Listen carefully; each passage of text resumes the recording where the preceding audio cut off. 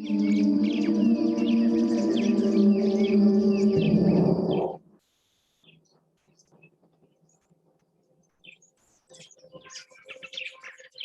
the heart of Africa, far from the crowds of mass tourism, is a land unique in its natural diversity.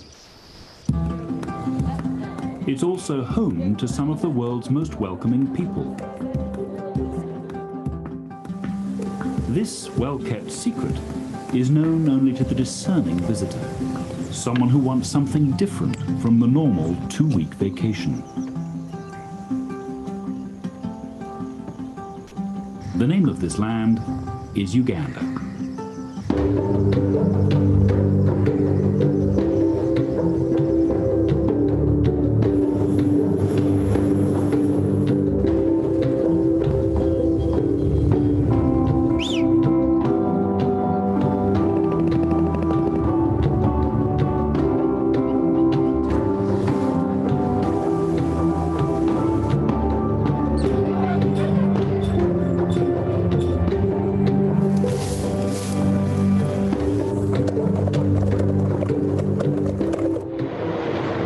Visitors arrive in Uganda at Entebbe, an airport served by flights from all over the world. Although the volume of traffic is growing, the airport can handle passenger numbers easily. Getting into the country is a short and straightforward experience. Kampala is a bustling metropolis. Seat of an ancient kingdom long before colonial times, the city draws Ugandans from all over the country. Here you can easily see the national character. In a city with one of Africa's lowest crime rates, these are a diverse but peace-loving people, with different faiths living side by side.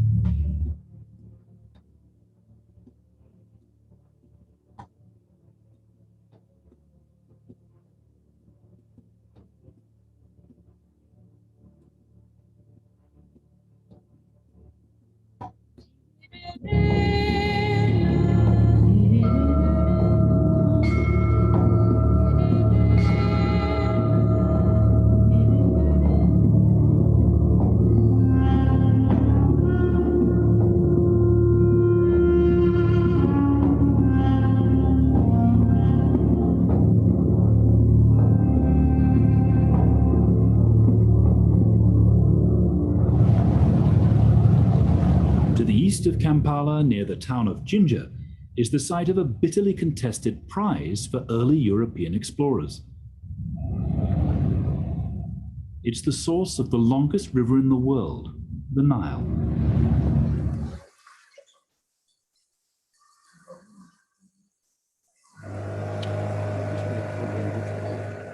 A short boat ride can take visitors to the exact spot. This is the source of the Nile. On my right is Lake Victoria, and on my left is River Nile. This is where it begins its 3-month journey all the way to the Mediterranean Sea.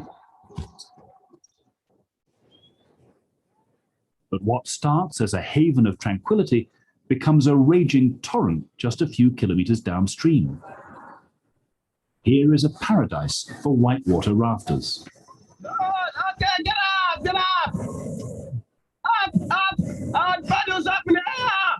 Paddles up! Woo! The Nile is a lot better than other places because there's not as many rocks, but there's way more waves. I've done it in California and Colorado, but this is totally different. Way bigger rapids and not so many rocks, so super fun. As the Nile winds its way across the Ugandan plains, it passes through the largest protected area in the country. Murchison Falls National Park covers nearly 4,000 square kilometers.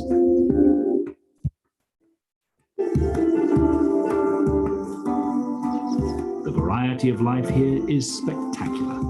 The plains game alone are worth a visit. But a cruise up the Nile itself from one of the lodges reveals hippos, crocodiles, and hundreds of species of birds.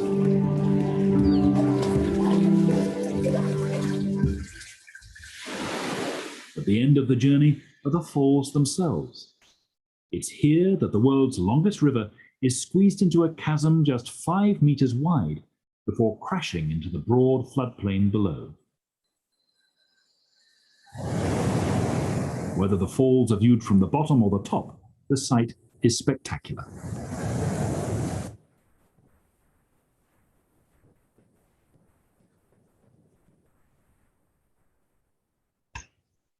A park much less visited is Kidepo. In the far north, it's the most isolated protected area in the country.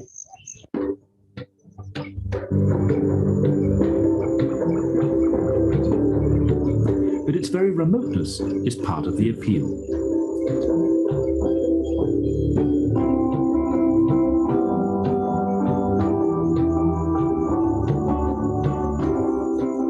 Like Murchison, it's home to a profusion of game, but in some of the most unspoilt, tranquil landscapes in all of Africa.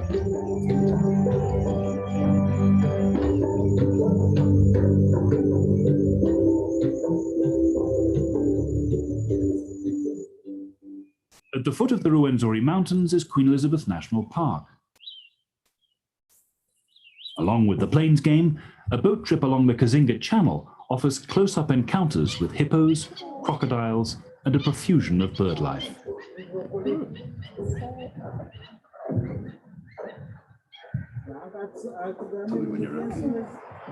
But what really sets Uganda apart from its neighbors is the abundance of our closest relatives, the primates. Gladys Kalema-Zikusoka is a world authority.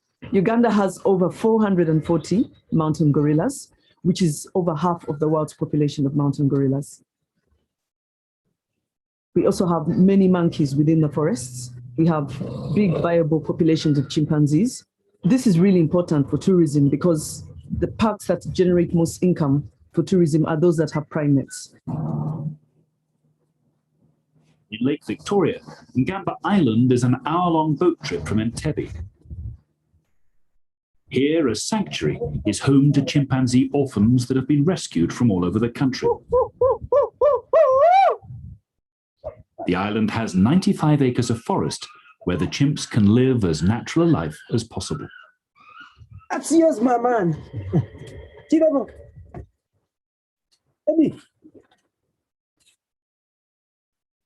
200 kilometers to the west is Kibale, a huge forest that hosts the greatest concentration of primates anywhere in East Africa. Here, chimps can be seen as nature intended. And after picking, they just eat. Ticks is part of the chimpanzee diet. That's why you are seeing them.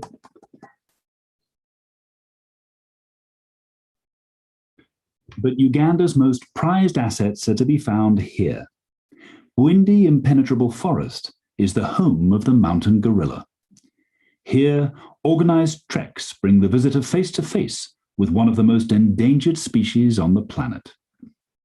From here, we shall get the chance to see the silverbacks, the adult females or mothers of the babies, the juveniles, and the infants.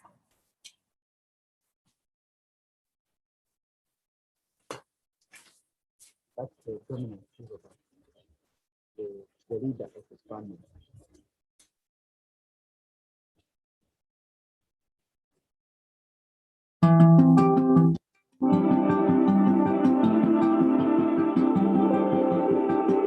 Uganda, home to some of the most pristine landscapes in Africa. Some will come for the wildlife, others will come for the people. For others, the great forests and the plains alone are what set this country apart. For anyone who wants to escape the tourist crowds, the secret garden of Uganda is waiting, and hard to resist.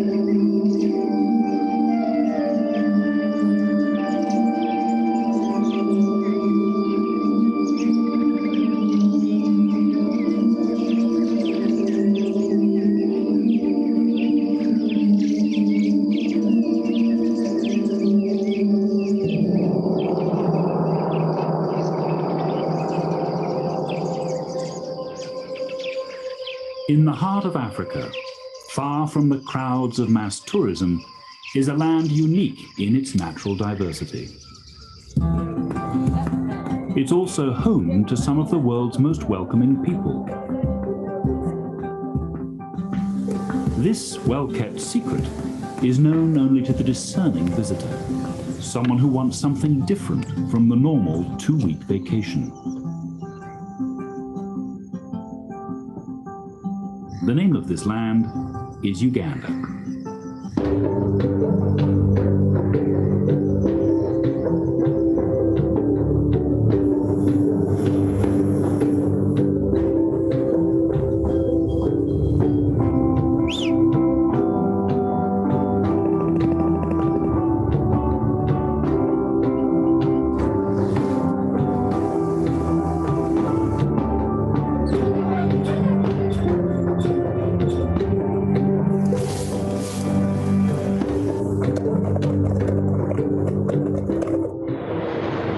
Visitors arrive in Uganda at Entebbe, an airport served by flights from all over the world. Although the volume of traffic is growing, the airport can handle passenger numbers easily. Getting into the country is a short and straightforward experience. Kampala is a bustling metropolis. Seat of an ancient kingdom long before colonial times, the city draws Ugandans from all over the country. Here you can easily see the national character.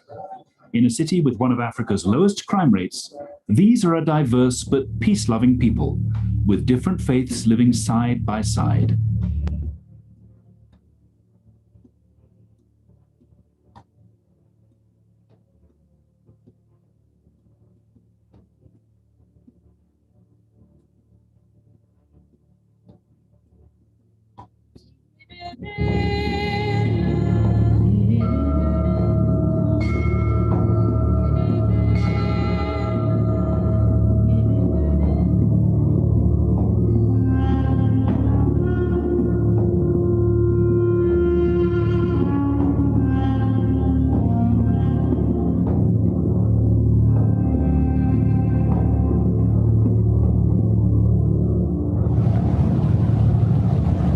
East of Kampala, near the town of Jinja, is the site of a bitterly contested prize for early European explorers. It's the source of the longest river in the world, the Nile.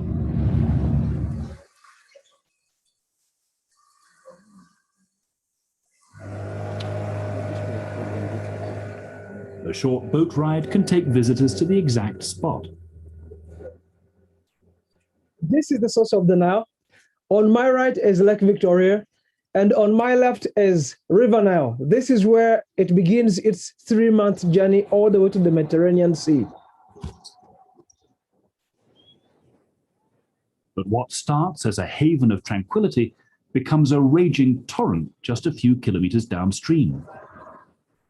Here is a paradise for whitewater rafters. Okay, get up, get up! Up, paddles up in the air! Paddles up! Woo! The Nile is a lot better than other places because there's not as many rocks, but there's way more waves. I've done it in California and Colorado, but this is totally different. Way bigger rapids and not so many rocks, so super fun. As the Nile winds its way across the Ugandan plains, it passes through the largest protected area in the country. Murchison Falls National Park covers nearly 4,000 square kilometers.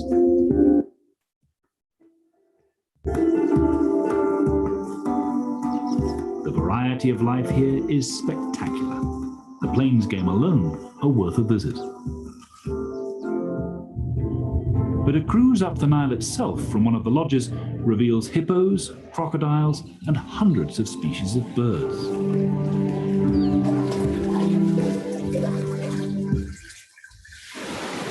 At the end of the journey are the falls themselves.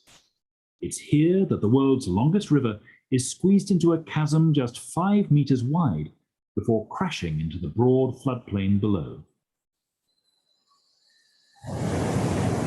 Whether the falls are viewed from the bottom or the top, the sight is spectacular.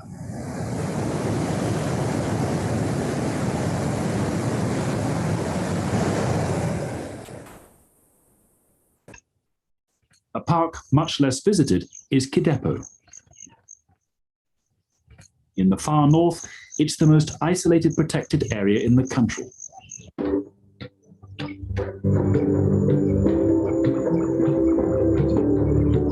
But its very remoteness is part of the appeal.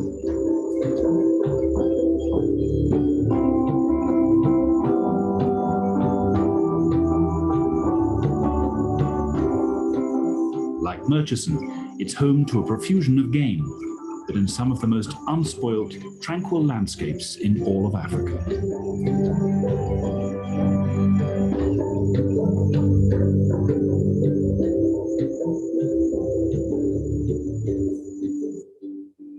At the foot of the Ruwenzori Mountains is Queen Elizabeth National Park. Along with the plains game, a boat trip along the Kazinga Channel offers close-up encounters with hippos, crocodiles, and a profusion of bird life.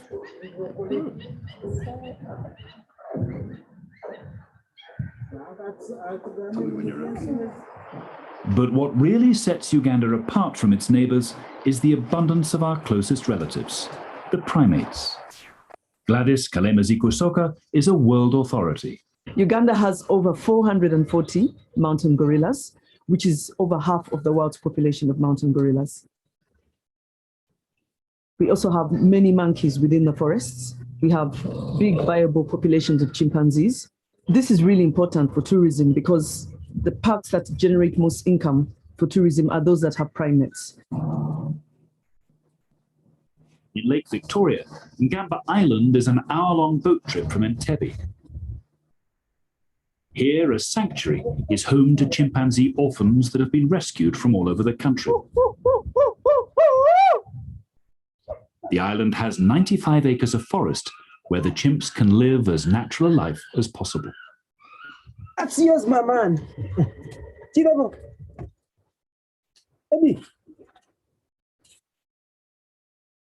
200 kilometers to the west is Kibale, a huge forest that hosts the greatest concentration of primates anywhere in East Africa. Here, chimps can be seen as nature intended. And after picking, they just eat. Ticks is part of the chimpanzee diet. That's why you are seeing them.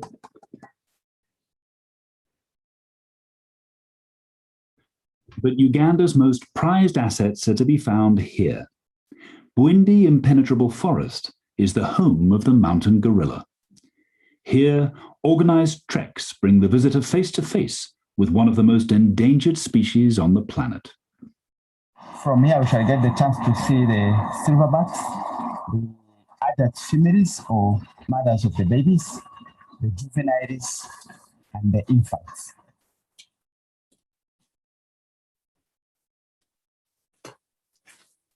That's the dominant silverback, the leader of the family.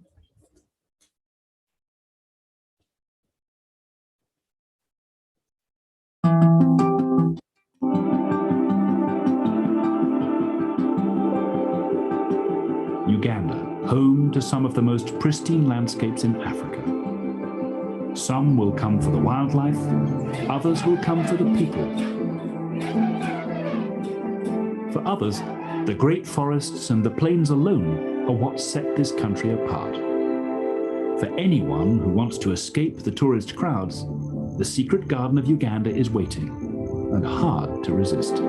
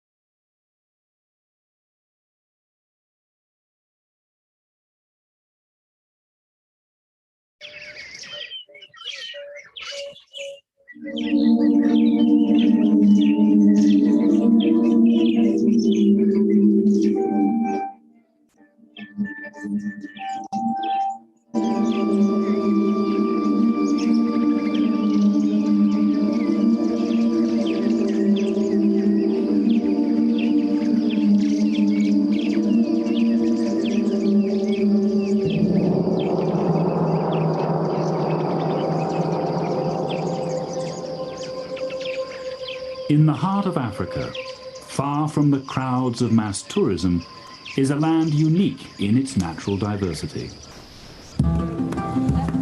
It's also home to some of the world's most welcoming people. This well-kept secret is known only to the discerning visitor, someone who wants something different from the normal two-week vacation.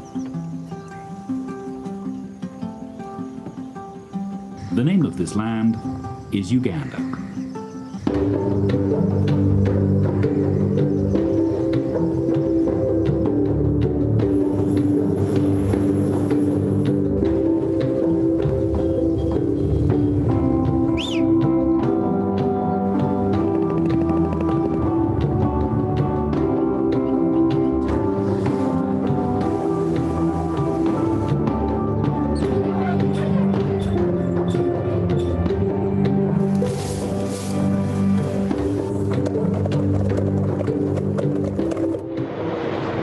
Visitors arrive in Uganda at Entebbe, an airport served by flights from all over the world.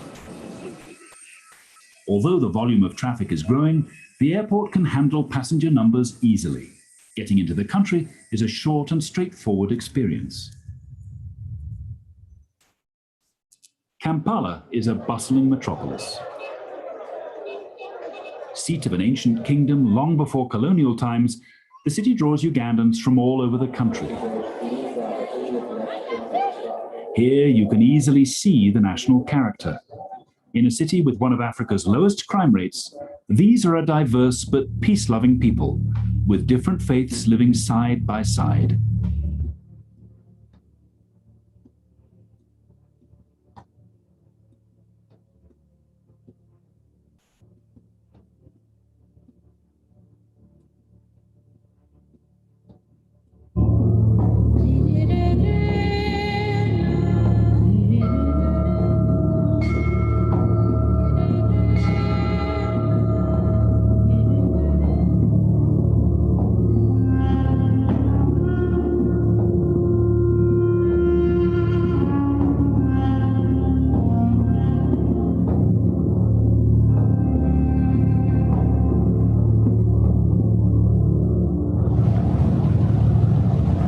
East of Kampala, near the town of Jinja, is the site of a bitterly contested prize for early European explorers.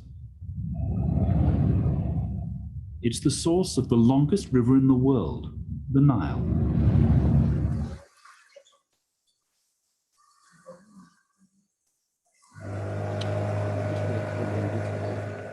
A short boat ride can take visitors to the exact spot. This is the source of the Nile. On my right is Lake Victoria, and on my left is River Nile. This is where it begins its 3-month journey all the way to the Mediterranean Sea. But what starts as a haven of tranquility becomes a raging torrent just a few kilometers downstream. Here is a paradise for whitewater rafters. Okay, get up, get up! Up, brothers up in the air! Brothers up, woo! The Nile is a lot better than other places because there's not as many rocks, but there's way more waves. I've done it in California and Colorado, but this is totally different. Way bigger rapids and not so many rocks, so super fun. As the Nile winds its way across the Ugandan plains, it passes through the largest protected area in the country. Murchison Falls National Park covers nearly 4,000 square kilometers.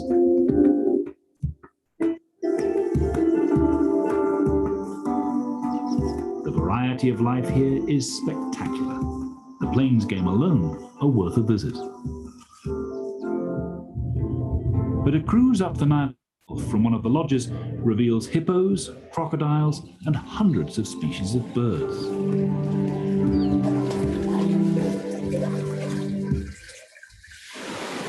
At the end of the journey are the falls themselves. It's here that the world's longest river is squeezed into a chasm just 5 meters wide before crashing into the broad floodplain below.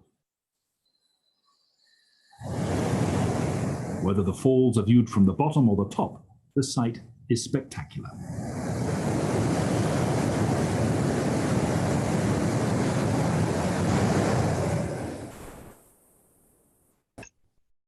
A park much less visited is Kidepo. In the far north, it's the most isolated protected area in the country.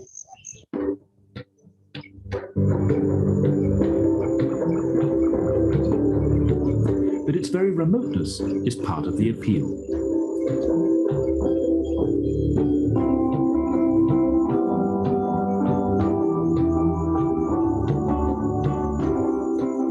Like Murchison, it's home to a profusion of game, but in some of the most unspoilt, tranquil landscapes in all of Africa.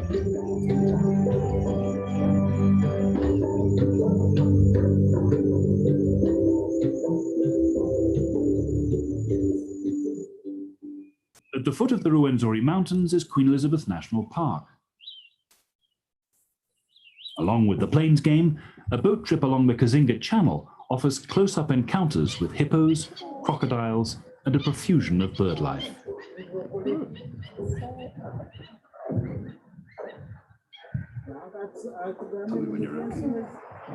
But what really sets Uganda apart from its neighbors is the abundance of our closest relatives, the primates. Gladys Kalema-Zikusoka is a world authority. Uganda has over 440 mountain gorillas, which is over half of the world's population of mountain gorillas. We also have many monkeys within the forests. We have big viable populations of chimpanzees. This is really important for tourism because the parks that generate most income for tourism are those that have primates. In Lake Victoria, Ngamba Island is an hour-long boat trip from Entebbe. Here, a sanctuary is home to chimpanzee orphans that have been rescued from all over the country. The island has 95 acres of forest where the chimps can live as natural a life as possible. That's yours, my man.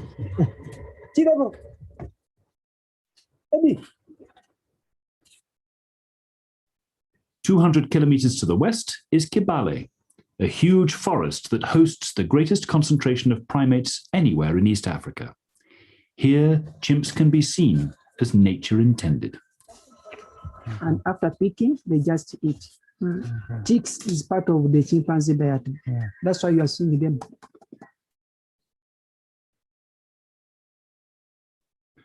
But Uganda's most prized assets are to be found here. Bwindi Impenetrable Forest is the home of the mountain gorilla. Here, organized treks bring the visitor face to face with one of the most endangered species on the planet. From here, we shall get the chance to see the silverbacks, the adult females or mothers of the babies, the juveniles, and the infants.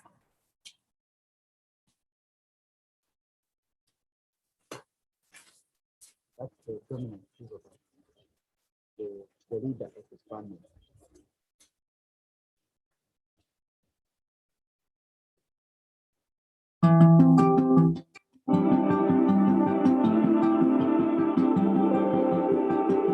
Uganda, home to some of the most pristine landscapes in Africa. Some will come for the wildlife, others will come for the people. For others, the great forests and the plains alone are what set this country apart. For anyone who wants to escape the tourist crowds, the secret garden of Uganda is waiting, and hard to resist.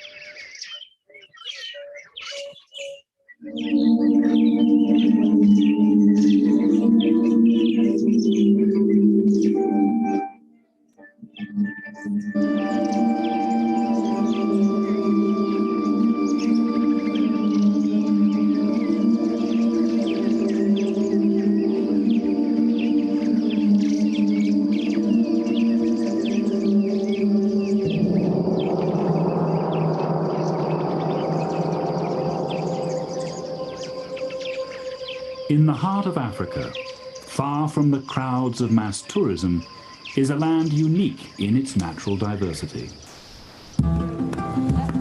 It's also home to some of the world's most welcoming people. This well-kept secret is known only to the discerning visitor, someone who wants something different from the normal 2-week vacation. The name of this land is Uganda.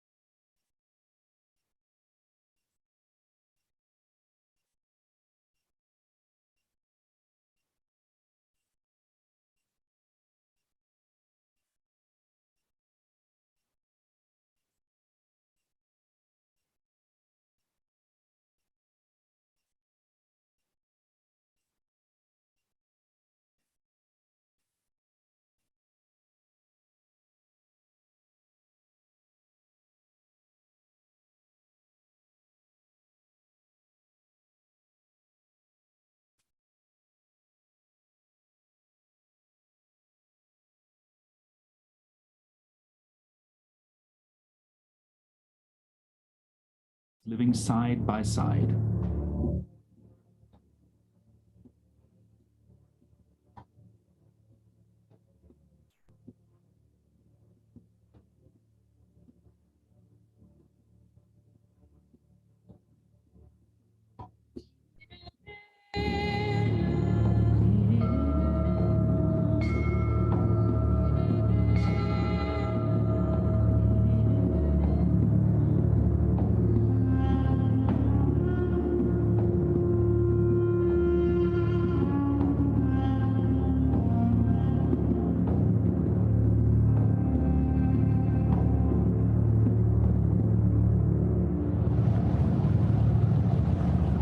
East of Kampala, near the town of Jinja, is the site of a bitterly contested prize for early European explorers. It's the source of the longest river in the world, the Nile.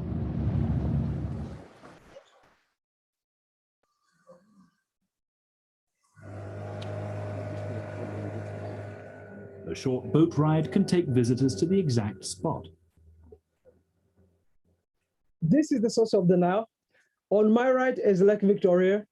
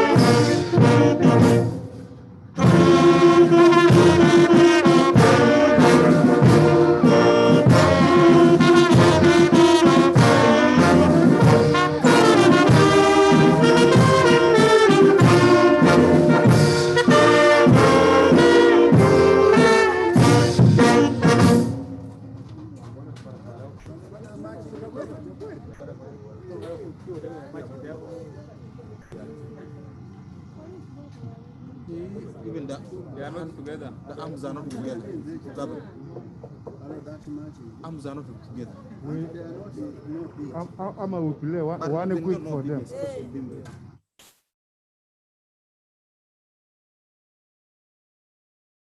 440 mountain.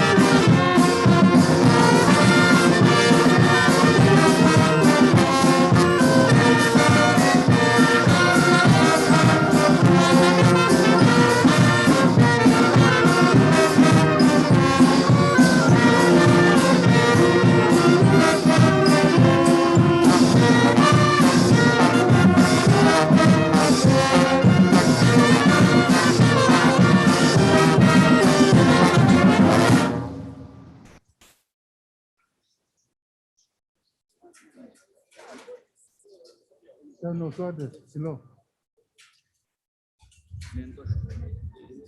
Suarez.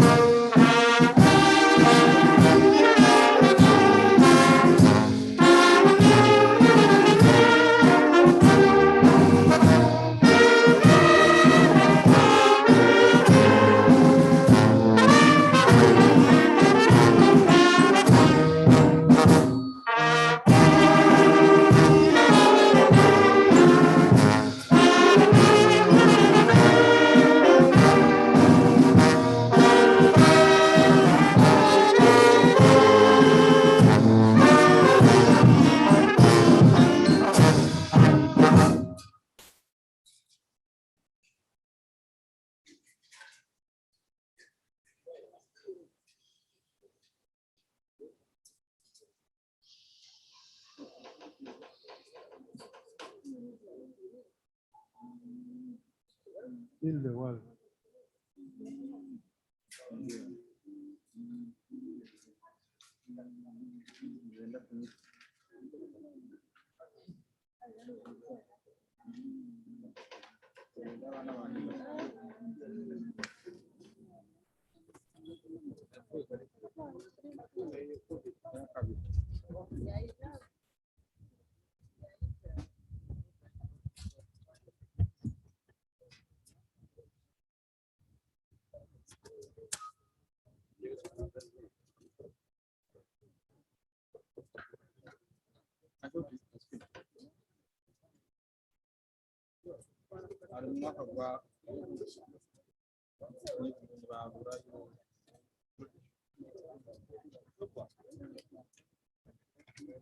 Heal the world. We begin direct.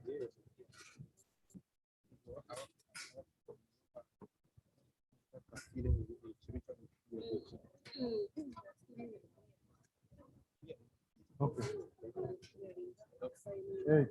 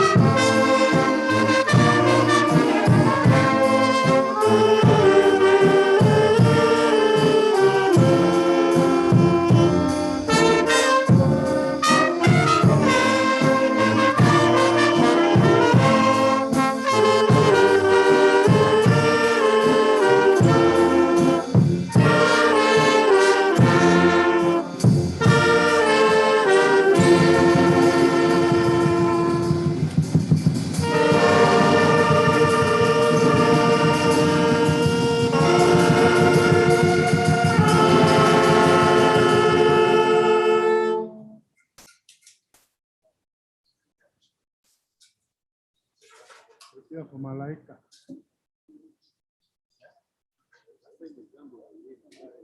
Ugambo. Okay. Guatemala. Guatemala.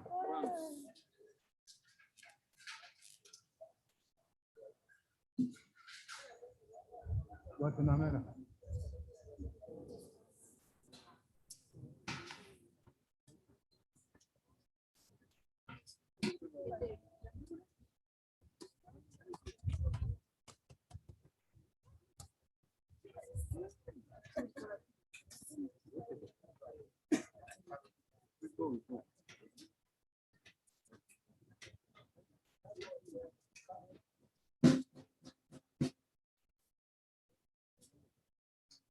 Haya. Eh.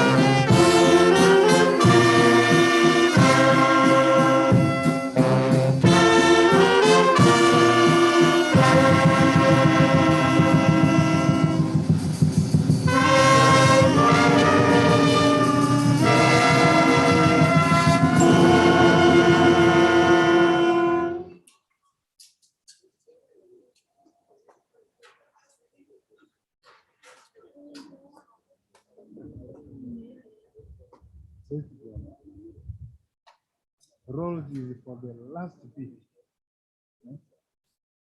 Pa, pa, pa, then pa. Like that. Don't begin the rolls earlier.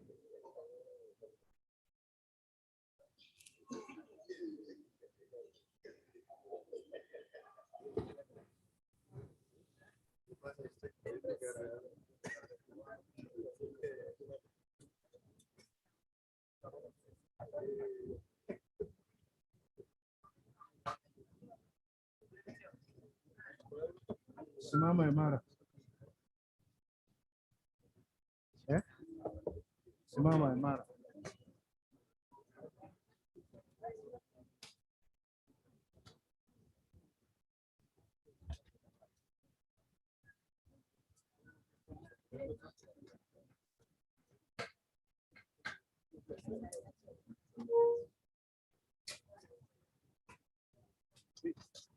Eh?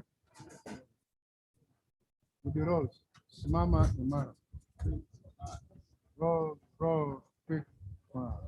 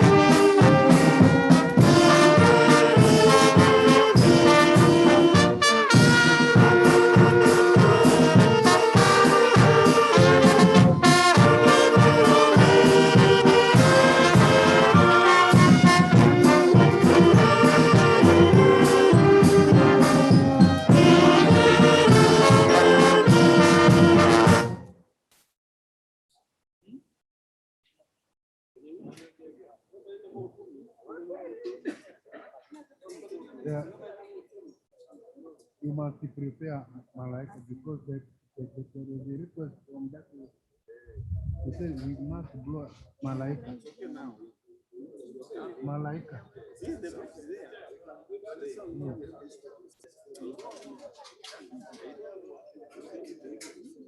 They requested.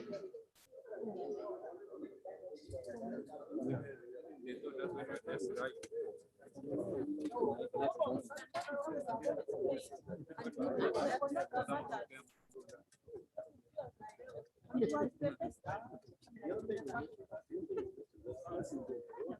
Malaika, Malaika, please.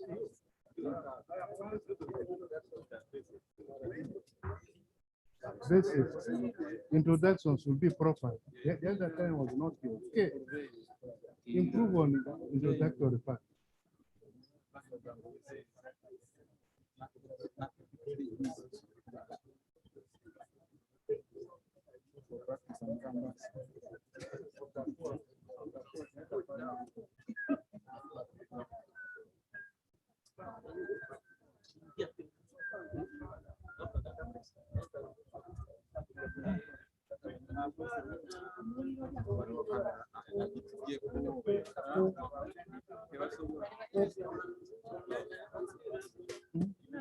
Yeah, basis.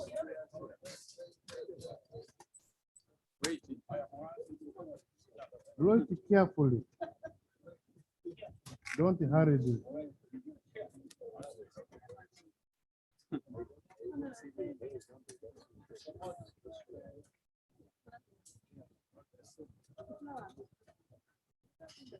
Okay.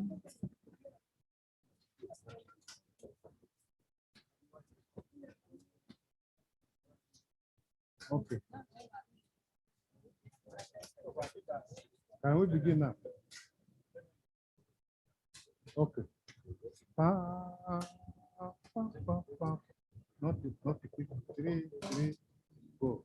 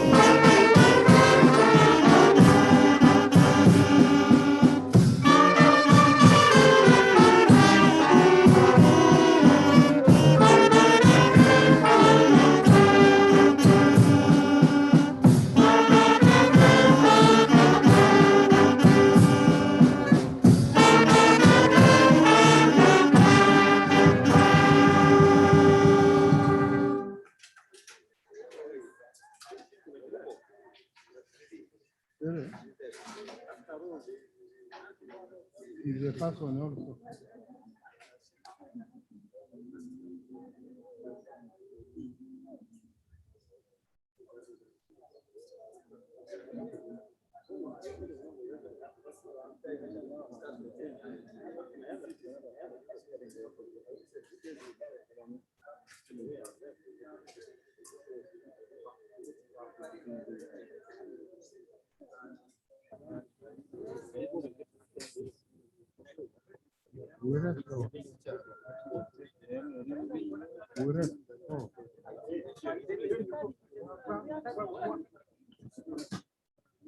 Okay, Limbas.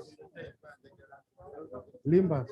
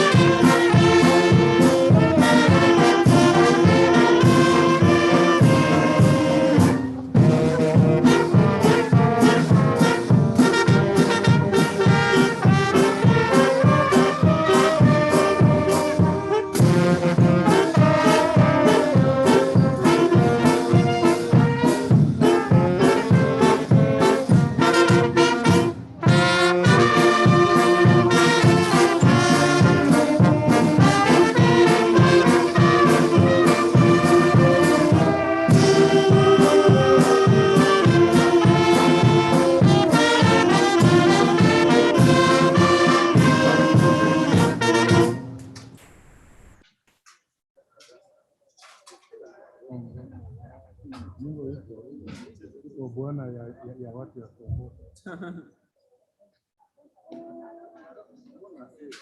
Eh?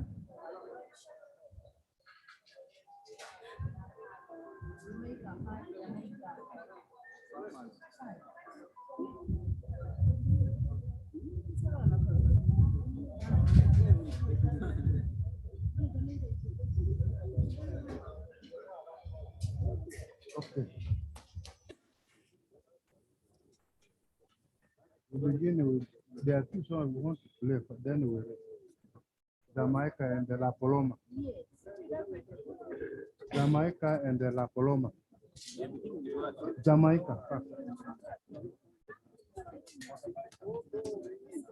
Jamaica. Farewell.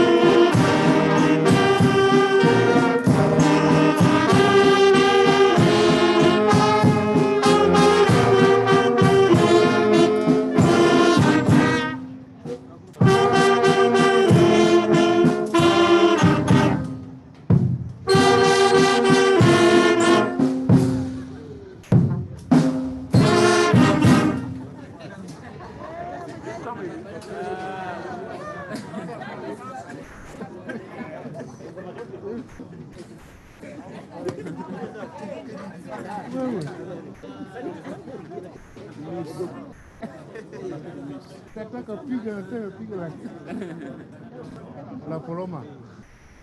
Then we rest. He did not count four. He was always teaching at the start.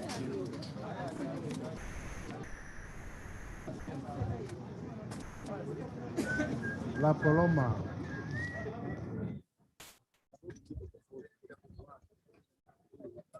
Hey, let's go.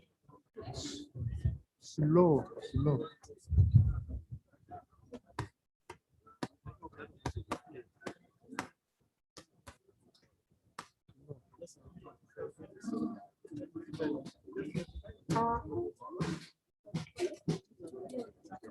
Okay, everybody's beginning.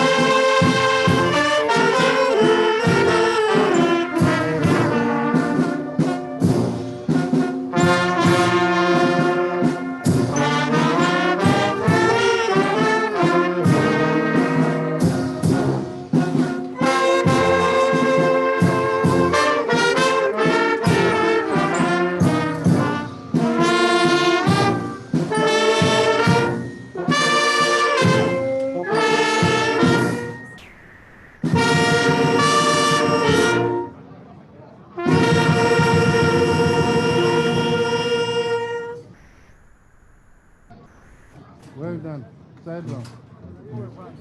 Very good.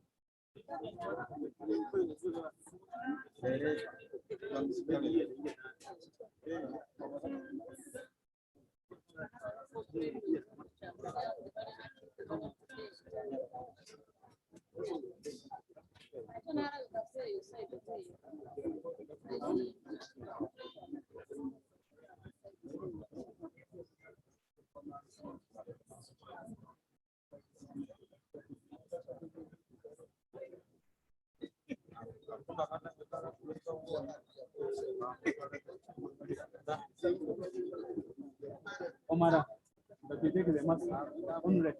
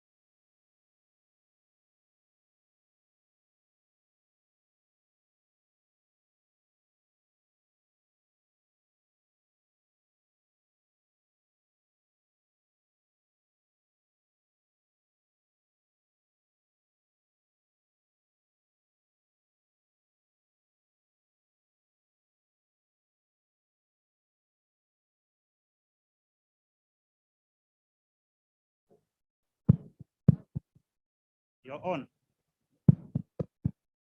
Check.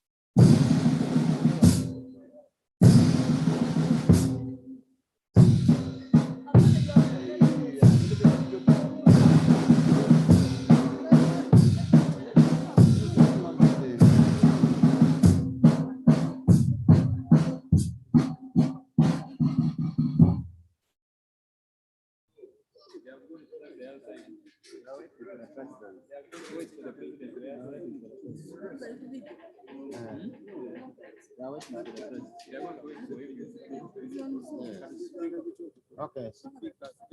Maybe now we play.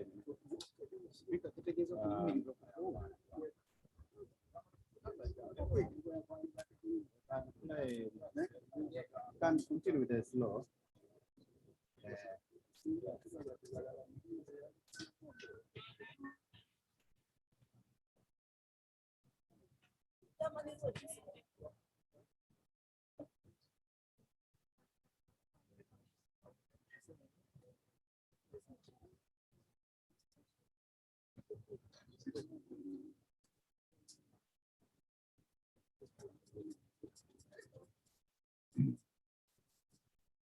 Patriotic. Patriotic, eh? We go with the patriotic songs, eh? We play a patriotic song now.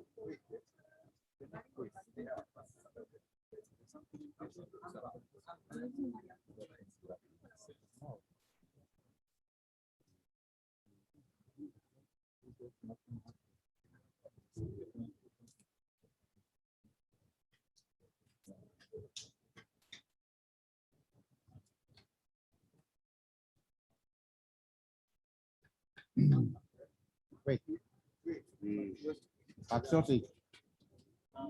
Brother.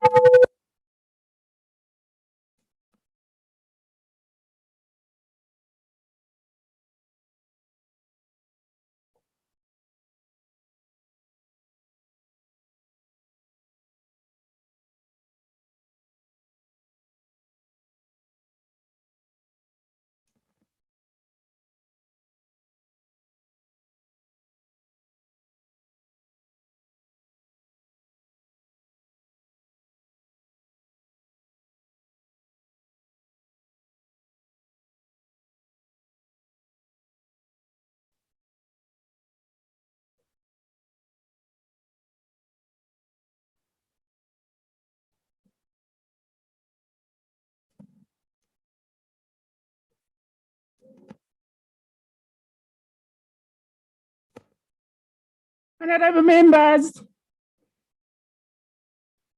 the President and the Speaker coming.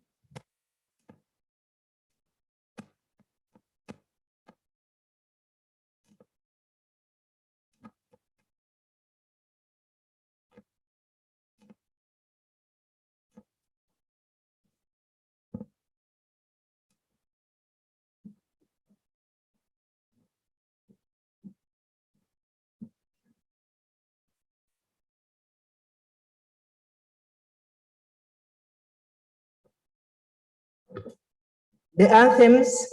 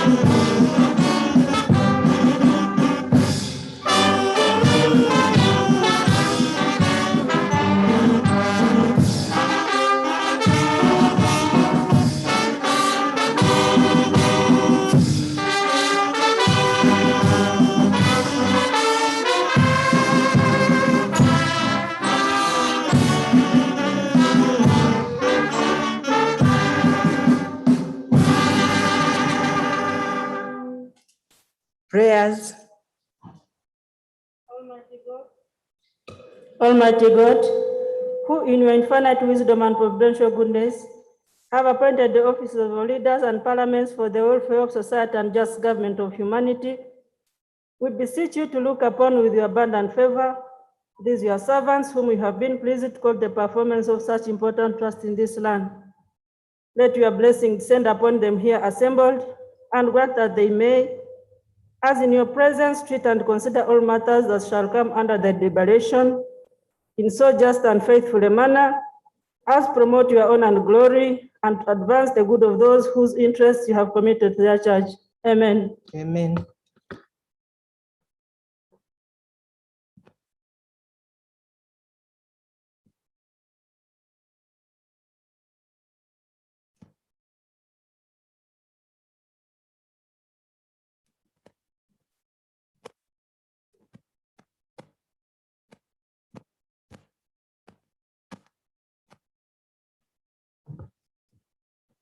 Item number 3, proclamation by the Right Honorable Speaker of Parliament.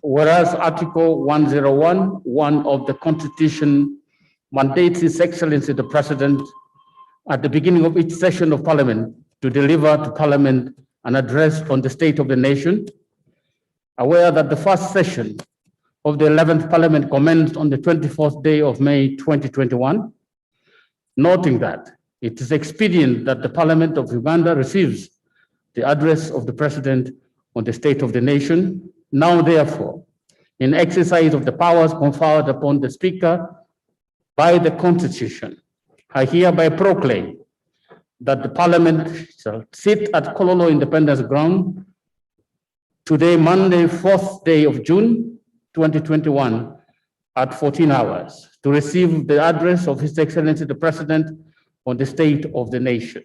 And further, in exercise of the powers conferred upon the Speaker by the Constitution, the Parliament Powers and Privileges Act, Cap 258, and the rules of procedure of the Parliament of Uganda, it is hereby proclaimed and declared that the said Kololo Independence Ground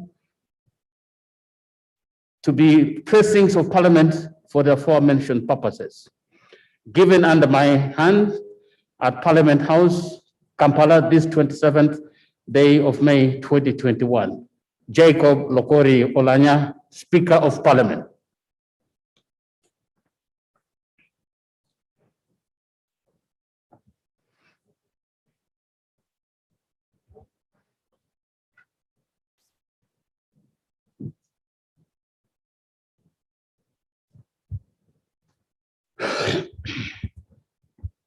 Item number 4, communication from the Chair.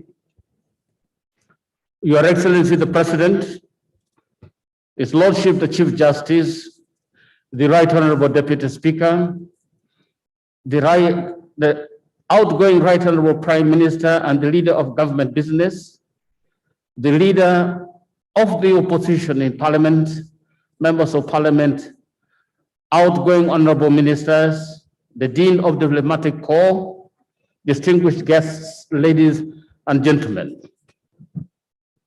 I welcome you all to this sitting today. Today is the state opening of the first session of the 11th Parliament of Uganda, and in consonance with Article 101(1) of the Constitution of the Republic of Uganda, His Excellency the President will deliver his address on the state of the nation. The State of the Nation address is a constitutional obligation and a yearly tradition where the President, the Chief Executive of the country, reports on the status of the country and unveils the government's agenda and legislative plan for the coming year. This is the maiden State of the Nation address in this new 5-term of government 2021-2026. I congratulate you, Mr. President, upon your re-election. I also once again congratulate all you members upon your election to the legislature. Society has entrusted you with the responsibility to lead, and as such, we ought to be responsive. We ought to be responsive to their aspirations. It is this that will enable us to realize our vision of being a people-centered parliament. Remember, society watches all the time. I pay tribute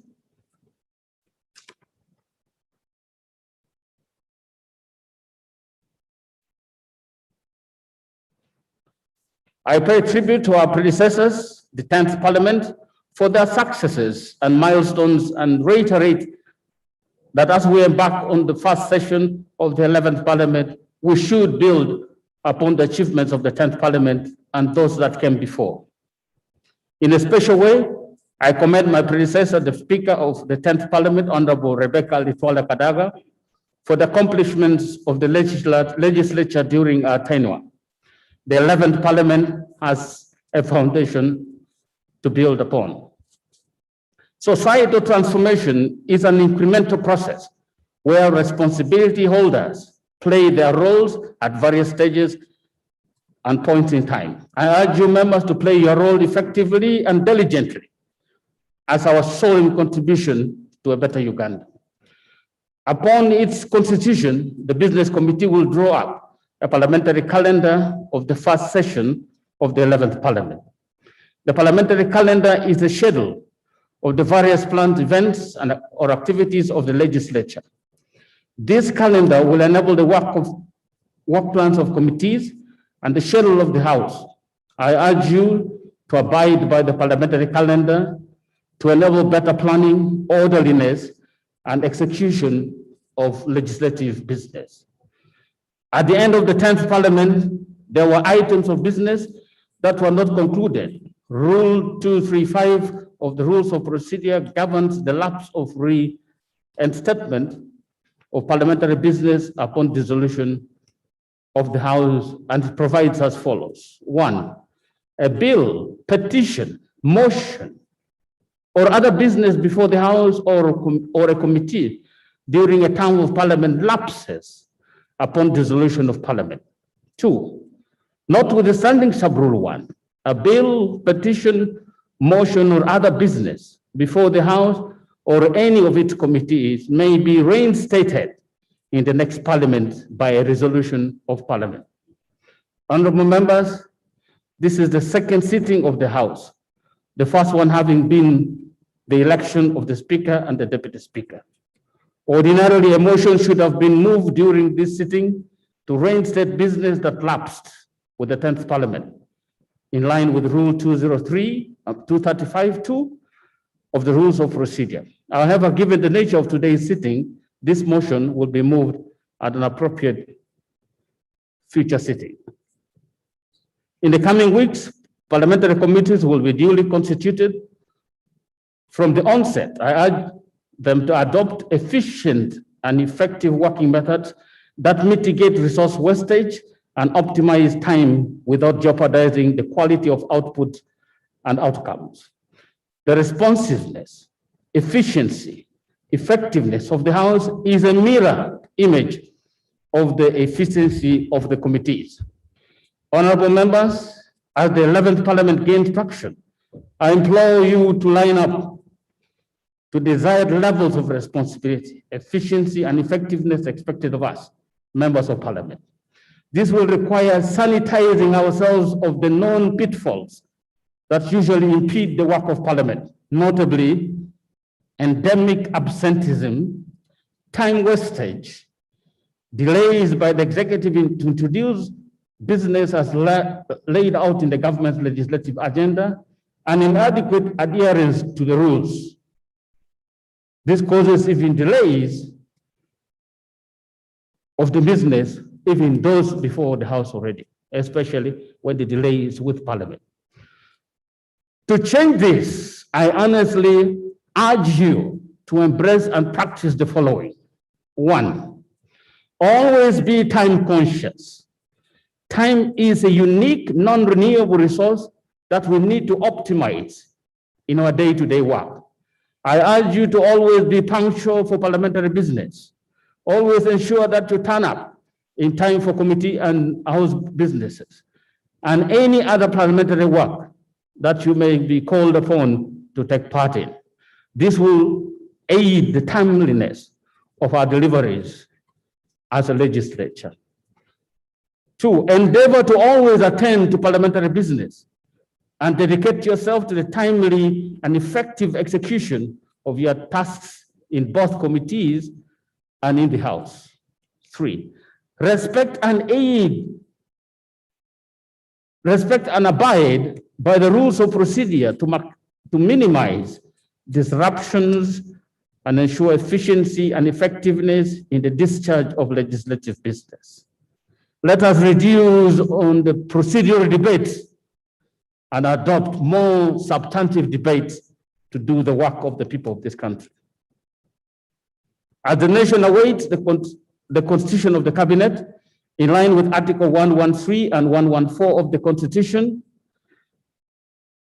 I with foresight advise those that will comprise the front bench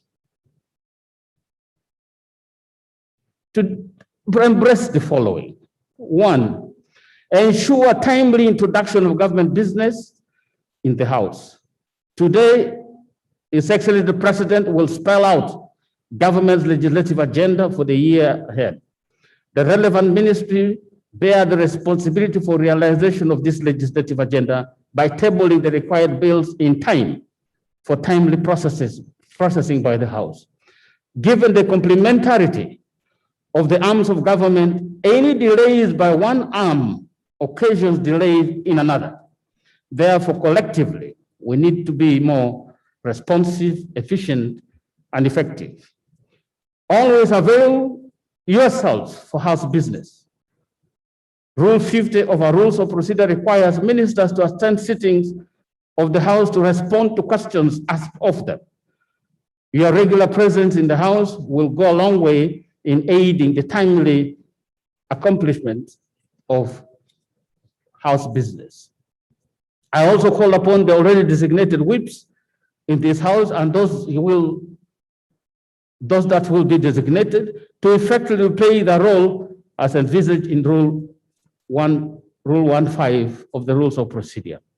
Whips are essential in ensuring participation of their party members in parliamentary business. I urge whips to coordinate among themselves in the discharge of their functions. The advent of the first session of 11th Parliament coincides with the reported resurgence of the COVID-19 pandemic. This portends significant implications on the entire country and will invariably impinge on our methods of work as the representatives of the people. I urge you all to adhere to the established standard operating procedures and urge the public to do the same. Honorable members, on the 27th April 2021, one of Uganda's 9 representatives of the East African Legislative Assembly, Honorable Matthias Kasamba, passed on. His demise left a vacancy in Uganda's representation to IALA. You will recall that the deceased was elected to the East African Legislative Assembly on the 28th February 2017 on the National Resistance Movement party ticket and assumed office on the 18th December 2017. Pursuant to Section 8(1) of the East African Legislative Assembly Elections Act 2021, the Speaker of the East African Legislative Assembly notified the Speaker of the Parliament of Uganda on the 18th May 2021 of a vacancy in the East African Legislative Assembly. Therefore, in line with Section 8(2) of the East African Legislative Assembly Elections Act 2011, upon notification of the vacancy, a by-election must be held by this Parliament within 90 days from the 18th day of May 2021. Given that Honorable Matthias Gasamba was elected to the East African Legislative Assembly on the NRM party ticket and in accordance with the Treaty for the Establishment of the East African Community and Appendix B of our Rules of Procedure, the vacancy will be filled by the NRM party to which the deceased member belongs. I accordingly instruct the clerk to Parliament to commence the process of filling the vacancies. Honorable members, we all know that this last Monday, events happened in this place that were very disturbing. An attempt was made on the life of one of our own, and in that incident, his young daughter was killed, 27-year-old PhD graduate, and his driver, Haruna. That attempt was made on the life of the Honorable General Katumba Wamala. We thank God that he survived and is recovering very, very well. Honorable members, for those who have demised, I would ask that we rise and observe a moment of silence.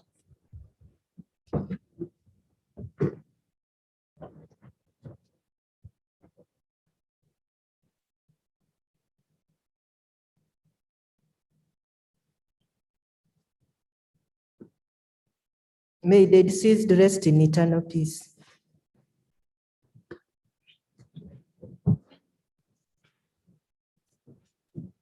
Finally, honorable members, as we embark on today's sitting, I urge members to take cognizance of Rule 10 of the Rules of Procedure and specifically Sub-Rule 4A, which stipulates that while making a statement in this House, the President shall be heard in silence, and his address shall not be followed by any comment or question.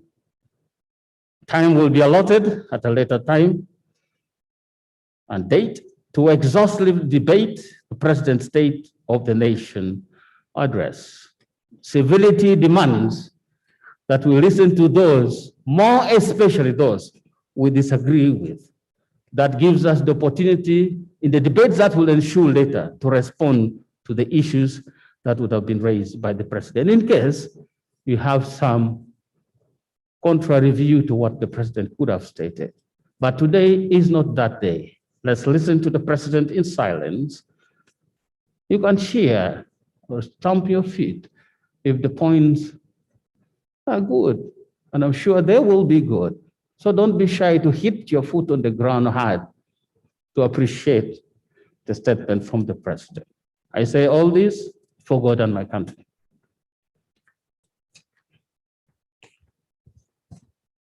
Item number 5, invitation by the Right Honorable Speaker to His Excellency the President to deliver the State of the Nation address in accordance with Article 101(1) of the Constitution of the Republic of Uganda. Your Excellency the President, Article 101(1) of the Constitution mandates you on a day like this to come and give this country the State of the Nation address. It's my single honor to invite you now to do that.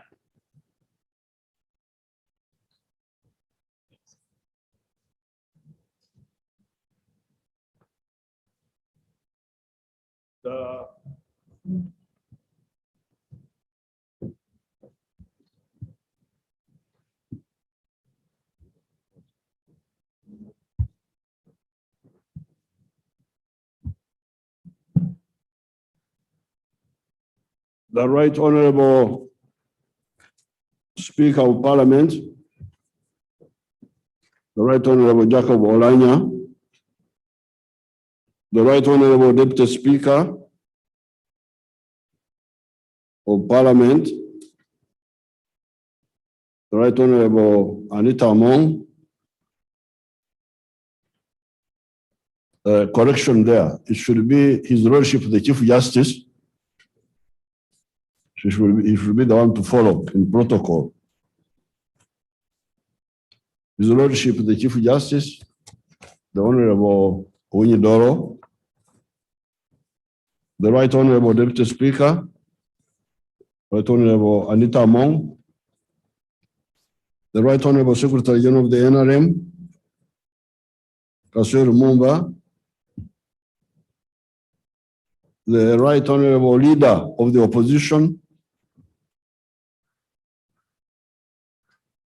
the Honorable Members of Parliament, members of the Diplomat Corps, ladies and gentlemen. In fulfillment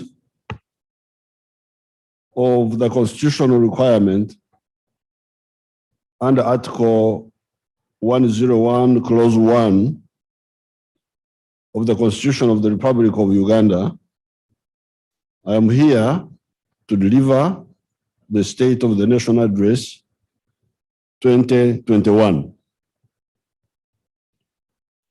Again, I congratulate the honorable members of Parliament on your election on the 14th of January 2021, and some of the special groups later.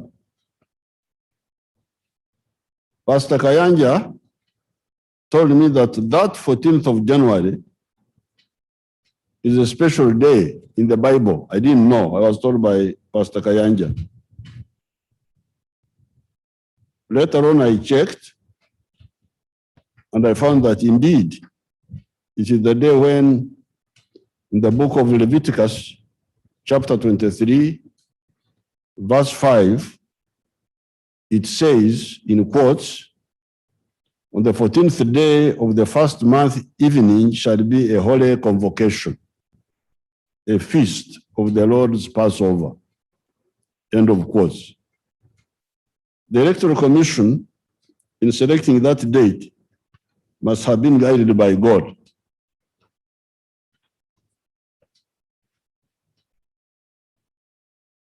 As I said on my inauguration and on a number of other occasions, at this point in the history of our country, having restored the small enclave modern economy of 1971 that had been destroyed by Idi Amin in the 1970s, having greatly expanded it from US dollars 1.3 billion in 1986 to now US dollars 40 billion. We have a number of points that we need to concentrate on in order to transform Uganda into a middle income country on the road to becoming a first world country. However, before we talk of our medium and long-term strategic plans, I need to first remind the country about the really interesting and challenging 2020, pronounced as 2020 by some of the Bazukuru and some other interesting Ugandans. There are other interesting Ugandans who also call it 2020.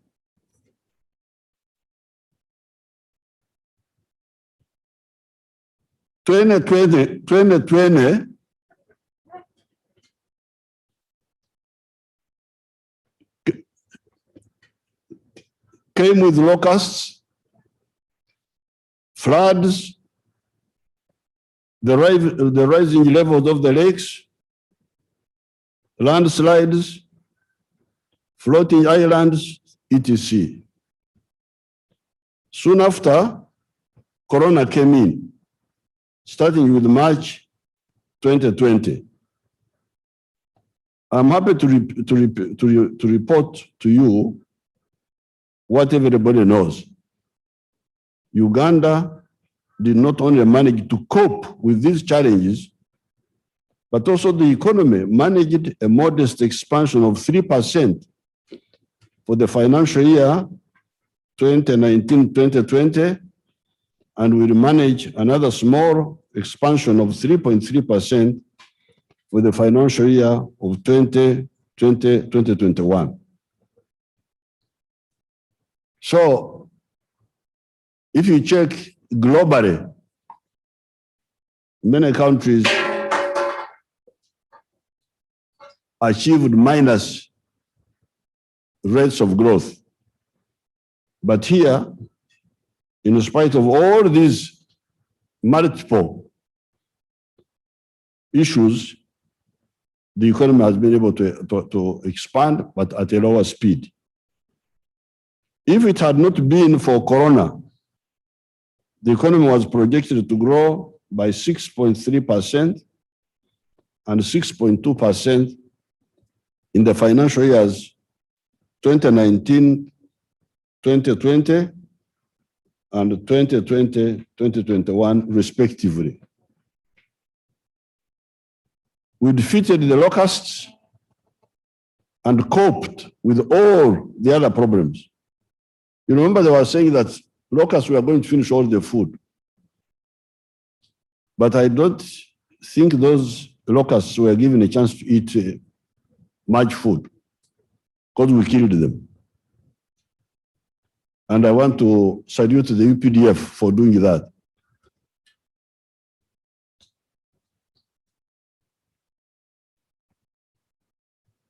In 1964, on the 14th of May, Lake Victoria set a record when its water level reached 13.41 meters at Jinja. For the first time since records started being kept in 1904. On the 14th of May, 1964, Lake Victoria, measured at Jinja, reached the highest level at 13.41 meters. This was the highest since records were started being kept in 1904. Indeed, right from 1961, there had been a lot of floods. My family being nomadic at that time my family was still nomadic. We were not as settled as we are now. I remember the inconvenience of the flooded plains of Kashari. That time, the plains, what are called Empita, in one of those dialects, Oburionza, Kachigonjo, Ruera, Katebe, Nyakshara, etc. were all flooded for much of that time. And that was the time transport on the lake disappeared. That was the time Butiaba, the port, was flooded. Bukakata was flooded. Namasare was flooded. That's when lake transport stopped because of the flooding of the landing sites. It's only recently that we have restored some of that lake transport. So that was 1964. However, on the 19th of May, 2020, the lake achieved a record higher than that of 1964. It measured 13.49 meters. That was last year on the 19th of May.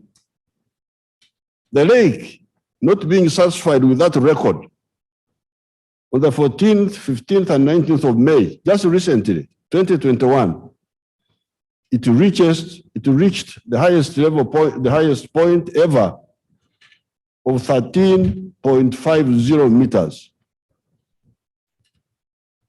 On the 31st of May, it had slightly reduced to 13.42 meters. This is all in spite of us releasing much more water at Jinja than ever before. Because that water is controlled at Jinja, that dam. That dam helps us to control the water. Normally, we release 800 to 1,200 cubic meters of water per second.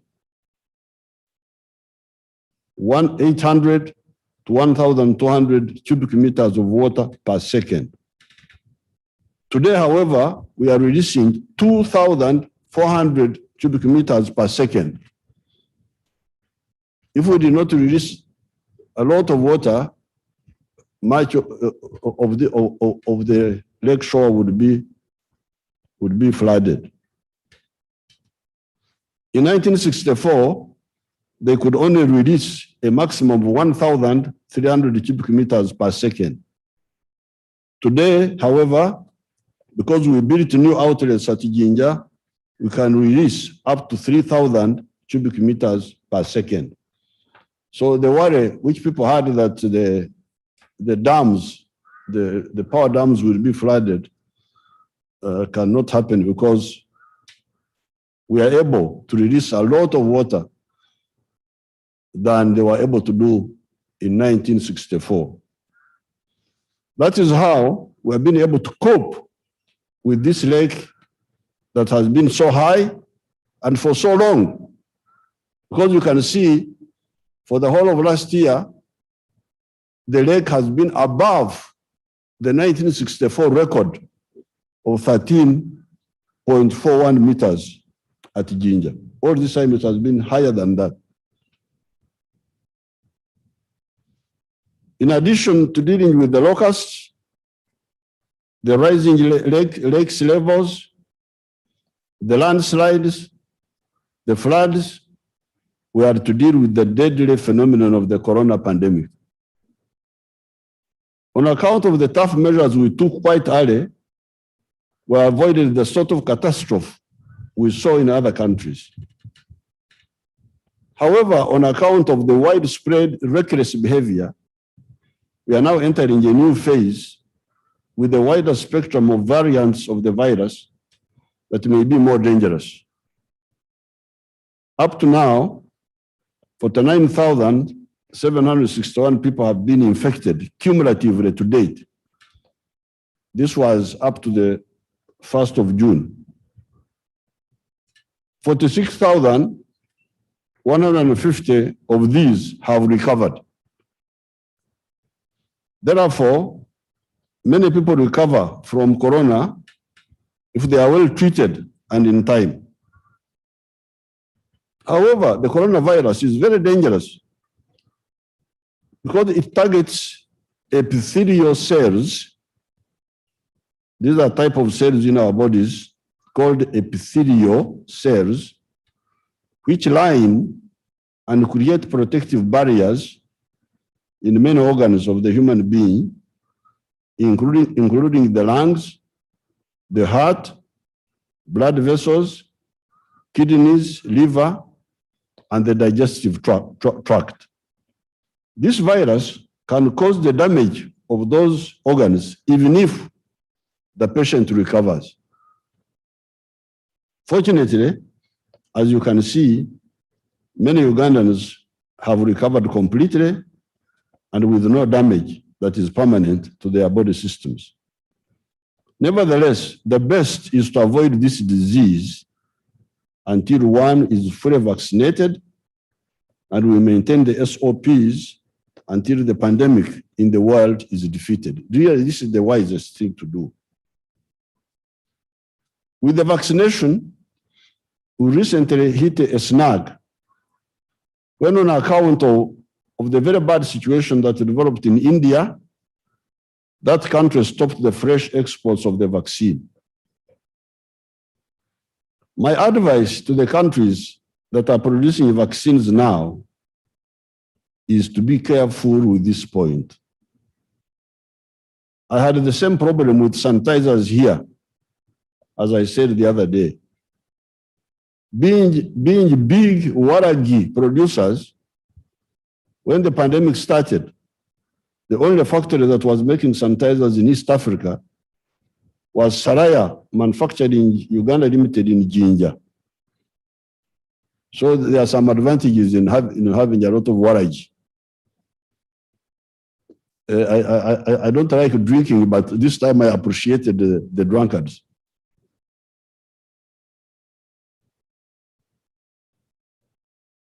In the cabinet, while discussing this point, somebody suggested that we should stop the export of the sanitizers because we needed them badly here in Uganda.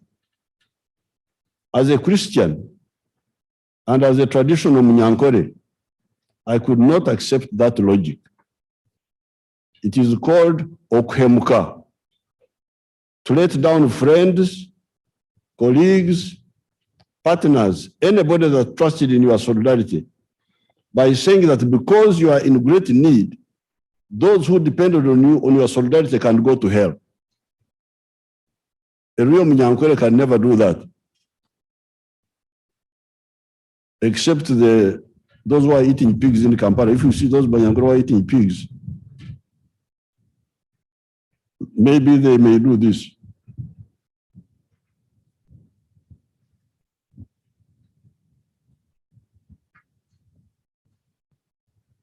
But a real Munyankore cannot say, because I have a problem, you go to hell. No, you suffer with your friend. If you don't, it is a serious offense in the code of conduct of the Munyankore, and it is called okhemuka. Apart from the moral issues involved, there is also the issue of strategy. You should always remember that there is a tomorrow. If you let me down today, when I'm in such a great need as life and death for my people, just like you also have the same crisis, how will I ever depend on your partnership in the future? It seriously undermines international partnership. What I decided in the case of the sanitizers was to advise the Honorable Jenna Cheng to put aside 40% of the production for Uganda and share the 60% with other East Africans. I could not kuhunga to abandon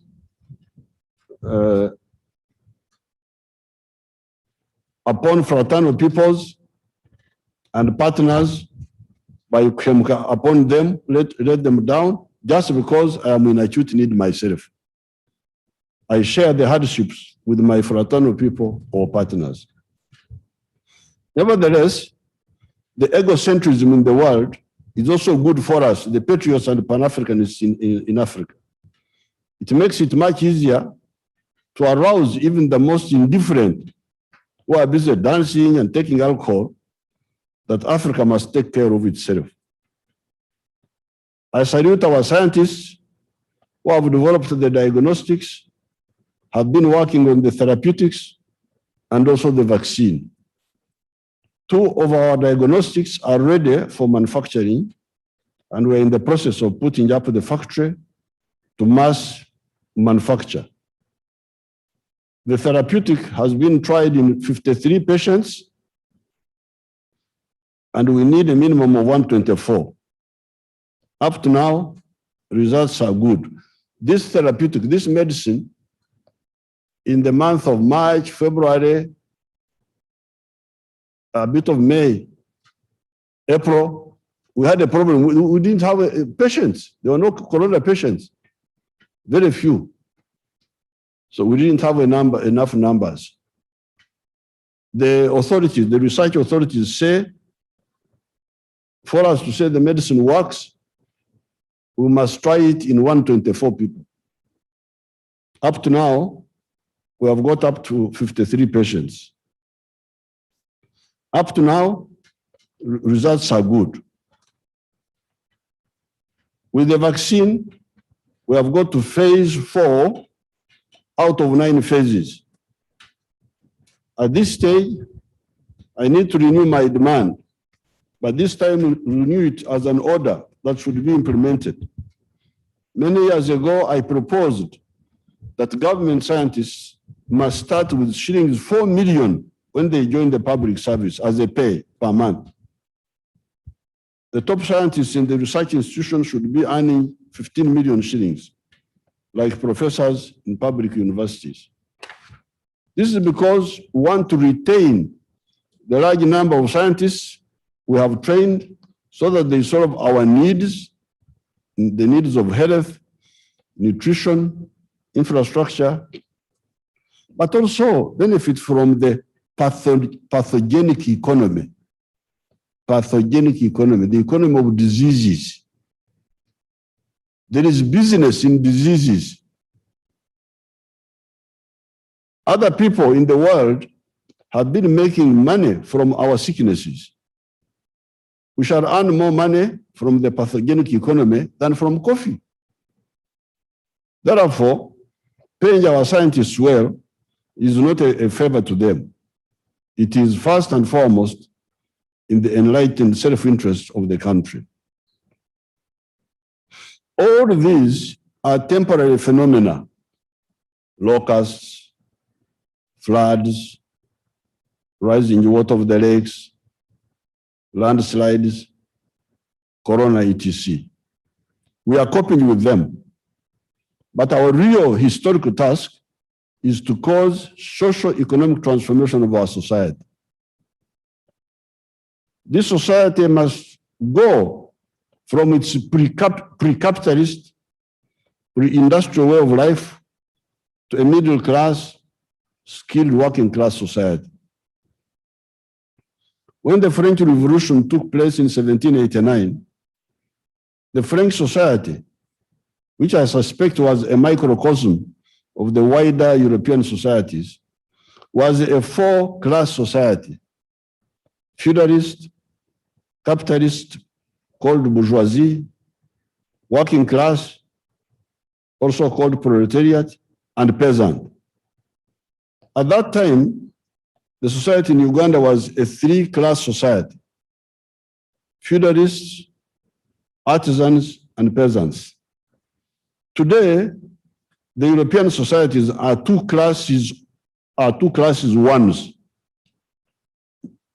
These two classes being the middle class, being sustained by profits from the businesses, and the skilled working class, the proletariat, who depend on good salaries, sustain them, plus a welfare system when they are out of work. So Europe has undergone a social metamorphosis, has changed, like the process which we know in biology, where the insects change form. No more peasants in Europe. If you go to Europe and you are looking for peasants, you will not find any. No more feudalists in Europe. Here in Africa, so many actors are engaged in the peasant conservation and also some elements of feudalism. It is this incomplete metamorphosis of society that I've been addressing ever since 1986, when we got a chance to run the country, and even before, when we were still in the student movement. Our appeal is for everybody to join the money economy and get out of Okora Echida Chonka. You remember those Bagwere? Teach me each keken, Akoru, Akoyik Bon in Ateso, Rugubara, Azi, Ngaza, Aleni. We must get out of that problem. As you have seen, even modest walking up of sections of our people from Kulambara, Ninomatek, even using old methods, generated a lot of production. Some of the increased production, fortunately, has got big international demand. Coffee falls into this category. We have gone from 3 million bags to 7 million bags. Fortunately, the global demand is able to take all the coffee, because the global coffee demand is 166.3 million 60 kilogram bags. The global demand for milk products is 906 billion liters, valued at US dollars 458 billion. Therefore, our present production of 2.6 billion liters of milk can enter the global market provided we solve the problem of cattle diseases such as foot and mouth, CBPP, anthrax, etc., and of course, also offer competitive prices. Therefore, the Banyankore I once met at Rwachtura, clamoring for high milk prices, need to know more about this global competition for market with other countries, such as New Zealand, Holland, etc. Our people need to know that if we are to compete for global markets, our products must be good quality, must be safe, but also cheaper than what other countries are offering. So one day I attended a meeting at Rwachtura with the Banyankore there. I said, oh, we want more money for milk. Okay. But if your milk becomes too expensive, how will it compete in London and Beijing and New Delhi and New York with milk from other countries? So we need to wake up our people that we are struggling in a global environment. The global demand for maize and maize products is 852 million metric tons, valued at $153 billion. Therefore, our production of 5 million tons of maize can be absorbed, provided we solve the problem of quality, getting rid of the shameful aflatoxins caused by people who mishandle food in harvesting. Why do you mishandle people's food? Wait for the maize to dry properly on the chikonko. Chikonko is the Nyankore word for maize stalk, the maize stalk. When you harvest it, put it on canvas, in tundubare, or cemented drying ground, etc.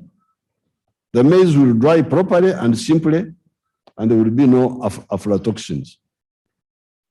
The Iranians came here and they wanted to buy all our maize.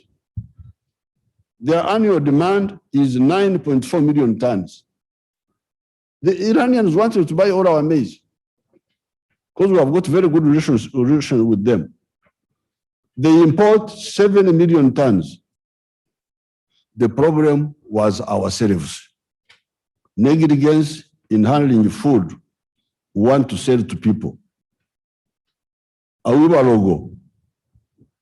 Balogo, the one who gives something bad to somebody to eat. Are we to sell good products to people or to sell bad things to people? How can it be that we want to sell bad things to people? Because we shall be turned into as if we are Barogo, like the poisoners of people. Algeria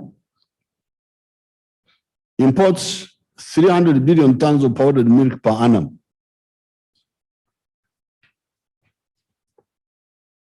Produce this milk powder, you need, I don't know whether this figure is correct. It was put in by my people. I need to check it. To produce this milk powder, they say you need 2.7 trillion liters of milk. So the powdered milk Algeria consumes would finish off all this milk here we are talking about. Nigeria, but I'm not sure about these people's figures. With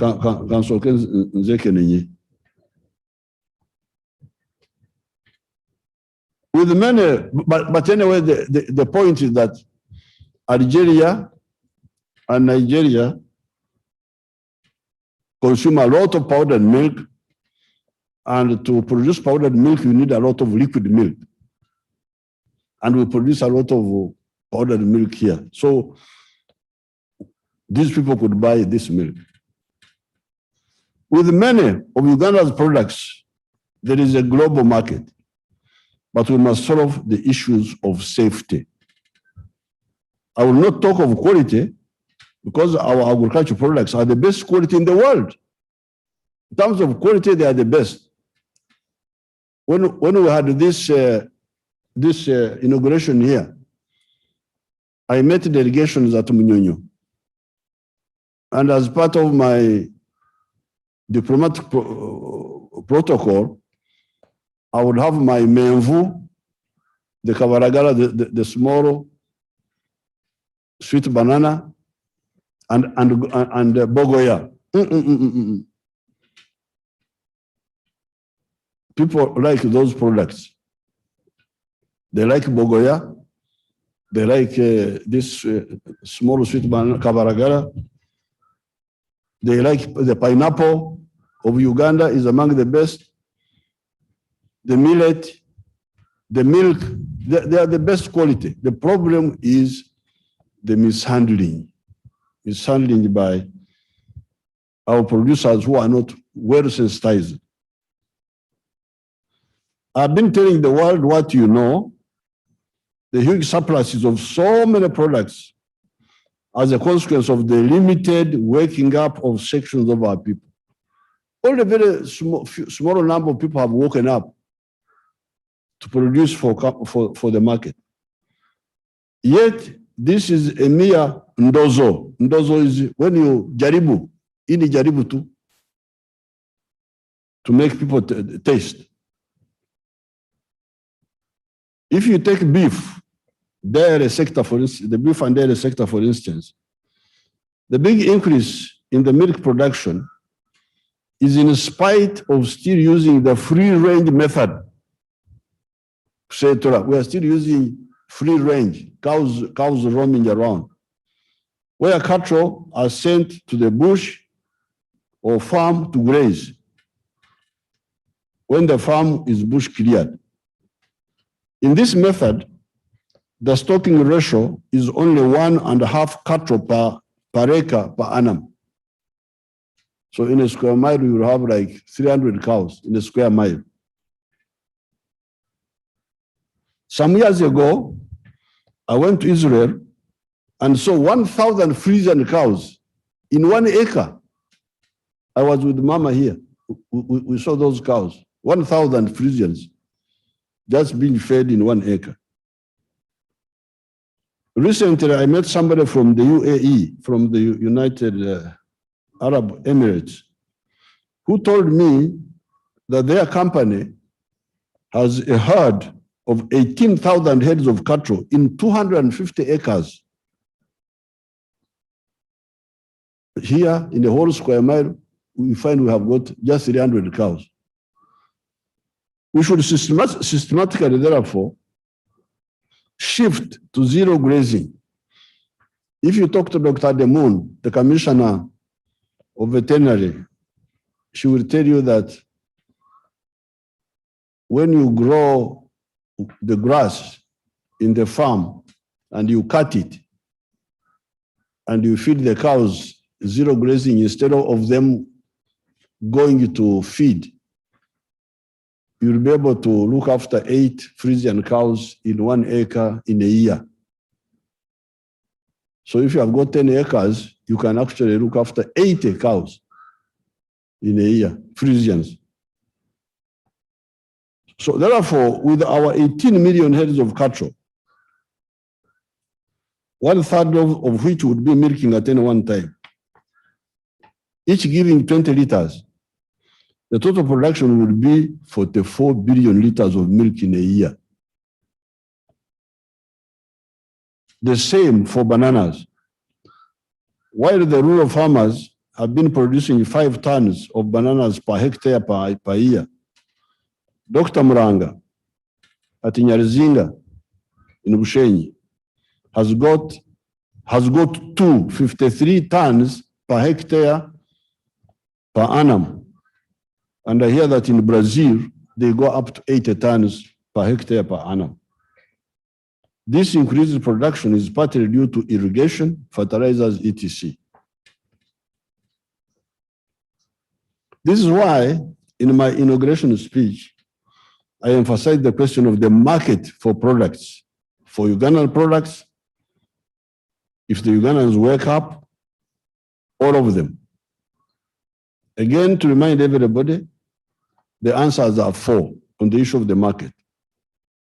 The internal market of Uganda, boosted by increased purchasing power, when all homesteads join the money economy by producing for the stomach, but also for producing for the pocket. Secondly, the East African market through the East African community. Thirdly, the African market through the continental free trade area. And fourthly, the global market through the trade access agreements with like AGOA, the Chinese preferential access market, the European Union, where they allow everything but arms, and also access to other markets on the merit of the quality and pricing of our products. Once all the leaders are clear on these points, we shall more easily be able to implement the guidelines we have put out for the whole country. Who is to produce low value crops, but on a large scale, such as sugarcane, cotton, maize, tobacco, etc. And who is to produce high value products on a smaller scale, such as coffee, milk, fruits, poultry, piggery, horticulture, and who should do both. We should really, if you want to help our people, this parliament, please. We had a long discussion in Kyankwanzi with the new MPs. There's nothing we didn't discuss. I hope the way forward is clear. The difference between extensive agriculture, where you produce low value crops but on a big scale, and intensive agriculture, where you use smaller land but you produce high value crops. If we all be clear on that, the future is bright. Let all the leaders stop confusing people by sending contradictory or divergent messages. The NRM message ever since 1966 has been all homesteads to join the money economy using Echibaro, Chura, Otita, IMAR, profitability assessment to guide their enterprise selection. Prices of products are determined by the market, not by government, unless we provide subsidies, which we cannot afford and few have sustainable afforded in the world. Moreover, our products must be safe for consumption, good quality, and competitive prices. And the markets are 4: internal, East African, African, and global. The colonial approach is no longer possible, where they say you produce the coffee and cotton, we guarantee to buy them at guaranteed prices. We don't have time here to go into that, but that was a colonial approach for a narrow range of products, just 2 or 3. But if you are going to have 20, 30 products, how will you provide subsidy for them? The world of production is now for competition, and it can be done. With this clear vision, I strongly urge our people to join the 4 sectors: commercial agriculture, industries, services, and ICT. With commercial agriculture, we are emphasizing the parish model. At the parish, you are able to know all the homesteads. Because when your sub-county constituency is too far, you may not know all the homesteads. For instance, I know that in Ndangaro parish, in Rubirizi, is 3,330 homesteads. Ndangaro parish is that parish which I visited some time ago, when the homesteads were still 2,500, and they were all democratically without money, except one man, Kateva, who had 7 pigs.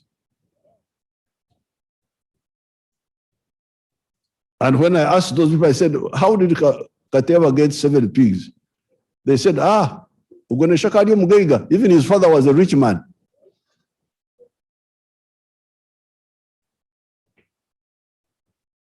Now, you hear that the homesteads in Dangaro Parish are now 3,330. They have increased.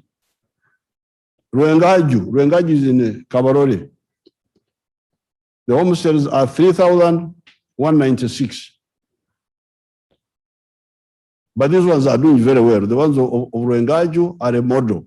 They listen to our advice and they are doing very well. Maware Parish, here in Ruero, where my model farm of Kaumu is, there are 1,480 homesteads. So when you are at the parish model, you are able to know how many homesteads. You will be able to know who has woken up and who is still asleep. Our aim is to make all the homesteads to wake up. On the side of industries, we shall continue to deal with the issue of costs of manufacturing in Uganda.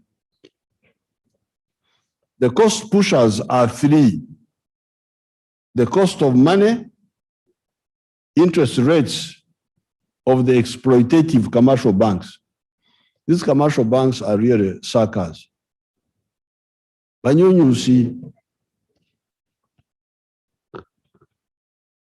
the cost of transport to Mombasa, Dar es Salaam, Juba, Kigali, Congo, Ethiopia, etc.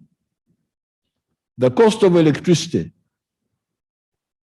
The other cost would be the cost of labor. However, that is still low. It is not a problem yet, the cost of labor.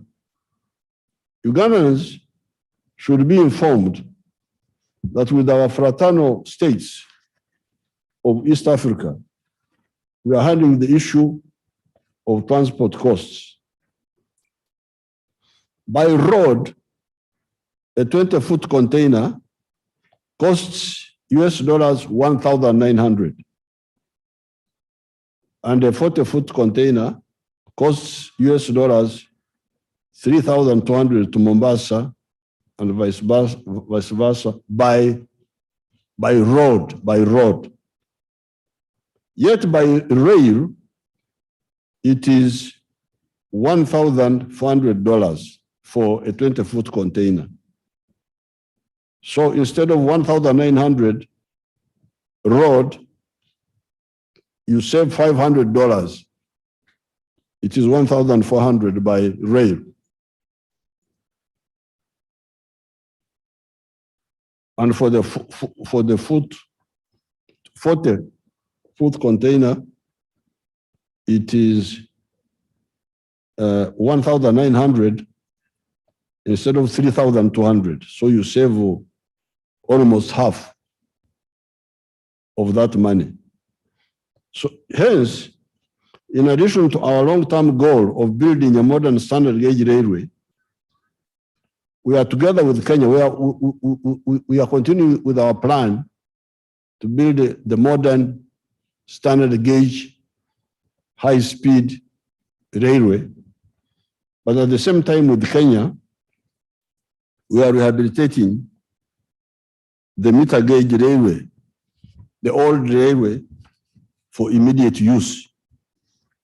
After General Katumba and Sam Kutesa were very much involved in this one here. The meter gauge railway is the old railway. When repaired, its cost of transport would be much lower than the road transport. On the cost of money, we are continuing to fund UDB so that it can give loans for manufacturing, agriculture, services, some of the services, tourism, medical, and ICT at no more than 12%. And the more they lend, the lower the interest rates will become. The cost of electricity is distorted by the mistakes committed by some of our actors without my knowledge, even when I was heading the government. Especially the mistakes of Bujagari and Umeme add 55.3% to the cost of electricity per unit. When you see you are paying high electricity bill, 55.3% is caused by Bujagari and Umeme. Otherwise, the cost of power from Chira is US dollars 1.19 per unit, $1.1 cents, American cents. Narware, 1.1 cents. Isimba, 4.1. Karuma, 4.9. But Bujagari, 8.3 cents per unit. Bujagari at one time was US cents, 13.8 per unit. So we had to struggle until we brought it down to 8. We shall see how to get out of this mistake. One solution that I have already ordered for industrial parks is supply power direct from some of the government dams to the parks without going through the Umeme line, going straight. I will not be deflected from that. The services sector, tourism, hotels, banking, music, sports, professional service, etc., we are moving very well until Corona came in. As I said above, the answer for Corona, apart from the preventive measures we continue to take, are the vaccines and the therapeutics. Above, I talked about Khemuka, letting down partners by our partners. We are continuing to talk with India, the USA for the Johnson & Johnson vaccine, China, and Cuba. I'm sure we shall succeed with some of them. With the therapeutics, one of our products has been tried, as I said, among 53 patients, and 43 of them have fully recovered, while the others are still on treatment. We target to reach 124 patients before we are sure that this medicine treats Corona-19 patients. On the side of the vaccine, as I said, we are moving very well, only that we were delayed with the perception that Africa is not supposed to manufacture vaccines, but was only supposed to buy from others and also work as foot soldiers in doing field research for others to develop and own vaccines. Like the vaccine for Ebola, much of the work was done by people here. But I hear that somebody made the Ebola vaccine, yet Ebola was here, was our disease. Why do you know somebody to take your disease?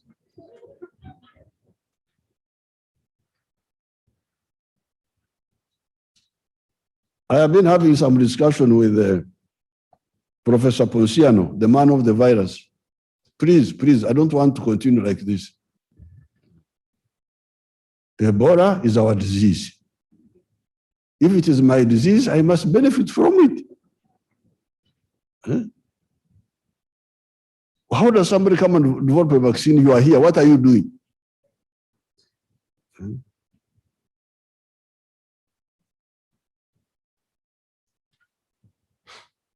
I salute the few outsiders that help. We have got a few outsiders who helped us. I will give you the whole story at some stage. I don't want to give secrets now. I'm sure God has created space for them in heaven for their Christian-like actions of sharing with other children of God. So the few outsiders who helped us with the vaccine, God will reward them. I pray for them. Making a vaccine in Ekutembura. Ekutembura is the word for when you go to make a fresh garden in the bush.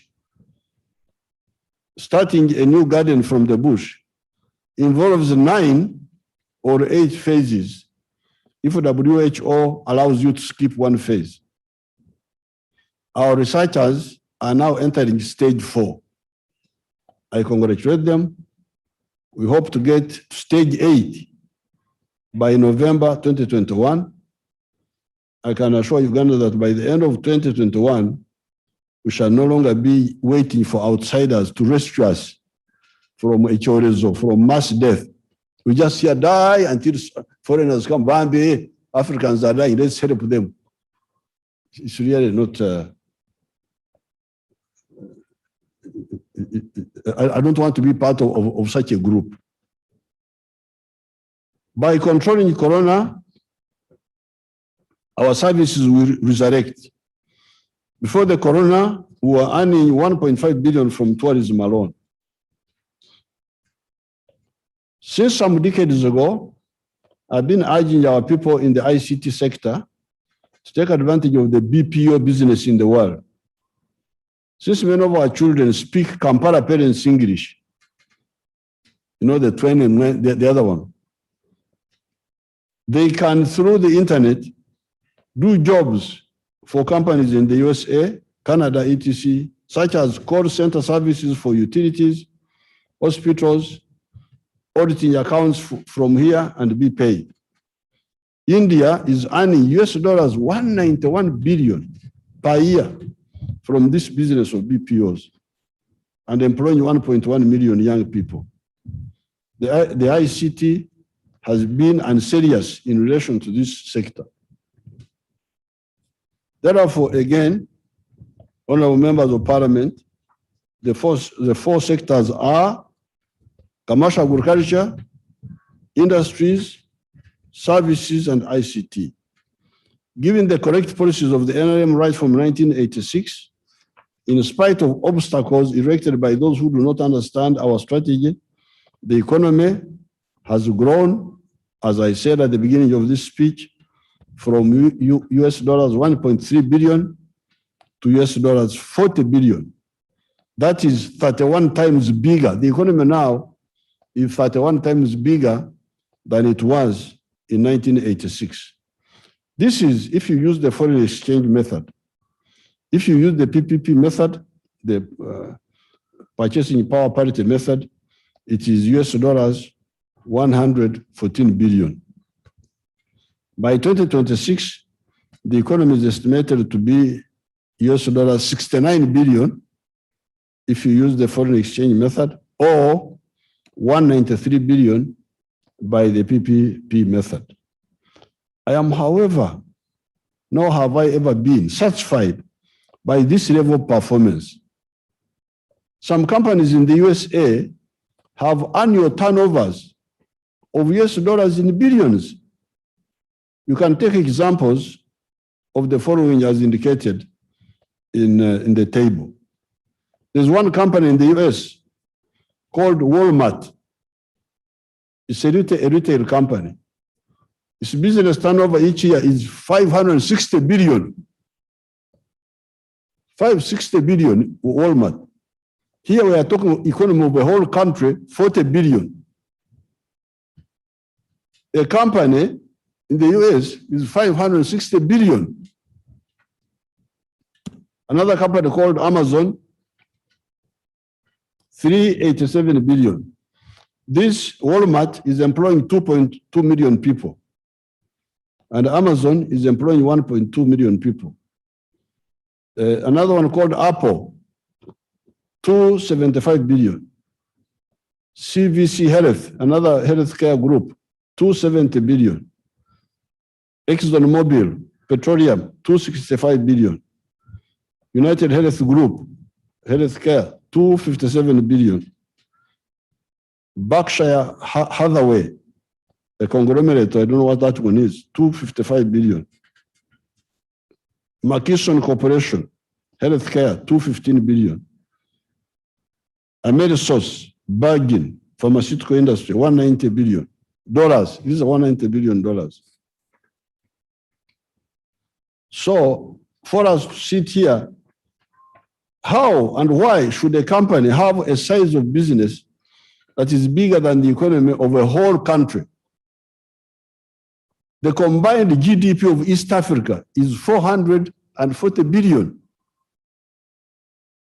The whole of East Africa, $440 billion.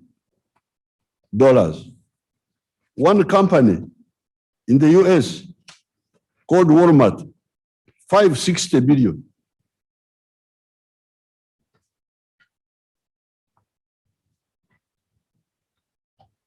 You have seen how some of the individual companies have business sizes comparable to the combined economies of the whole of East Africa. Hence, in the medium term, we must aim at the size of the economy of at least $300 billion by foreign exchange method. By 2026, Uganda's population will be 48 million people. If each person is earning $3,000, each person per head is earning, or people are earning for the children will not be earning, but their parents can earn for them. Earning US dollars 3,000 per year, that will be $144 billion. This will just be people's incomes without including infrastructure. Yet, US dollar 3,000 per person per year translates to shillings 10.8 million per person per year. And for a household of 5, this would translate to Uganda shillings 54 million per year. If each person was earning $3,000 in Uganda shillings for a household of 5, it will translate to 54 million shillings per year. Some of our households, like if you take the ones of Ruengaju, the one near Fort Portal, Mr. Nyakana and his group, using 1 acre, are already earning shillings 240 million. Those who are at Kyankwanzi, the MPs, the new MPs, I brought Mr. Nyakana, and he testified. $240 million is $67,000 per year, per household. And if you divide by 5, assuming the household has got 5 people, that comes to $13,000 per person per year. So this is achievable. This is achievable because some of our people have already achieved it. Even the people in the cattle corridor, the ones of milk, they have achieved it. I therefore do not accept the minimalist approach by the Minister of Finance, where the people of Uganda generate wealth that is smaller than the businesses of individual companies in other parts of the world. We shall earn more from coffee and its products, from milk, from fish, especially enuni, the fish maw. The plan which some of our people have, which they have presented to us, is that out of enuni alone, Uganda can get around US dollars 156 billion per year, bigger than what Saudi Arabia earns from oil in a year. I will be presenting a plan on this, how we can transform fishing into a gold mine, bigger than oil. To achieve these aims, we must defeat corruption and disorientation, and we shall defeat them. Corruption has become a real enemy It starts in the Ministry of Finance, where projects are designed with supernumerary elements, extras. They make a project, but they add in things which are not there, which shouldn't be there. These bloated projects go to ministries, like Minister of Water and so on. Then to the committees of parliament, you watch out. You watch out. Committees of parliament. Then to the Auditor General, where there is collusion all the way, and there are agents along the way. Each one getting injauro. I have the story now. I have the story, you will see. You will see. That's how I moved on the Uganda Airlines. They thought they were very smart, but they will find out what sort of people Bayekera are.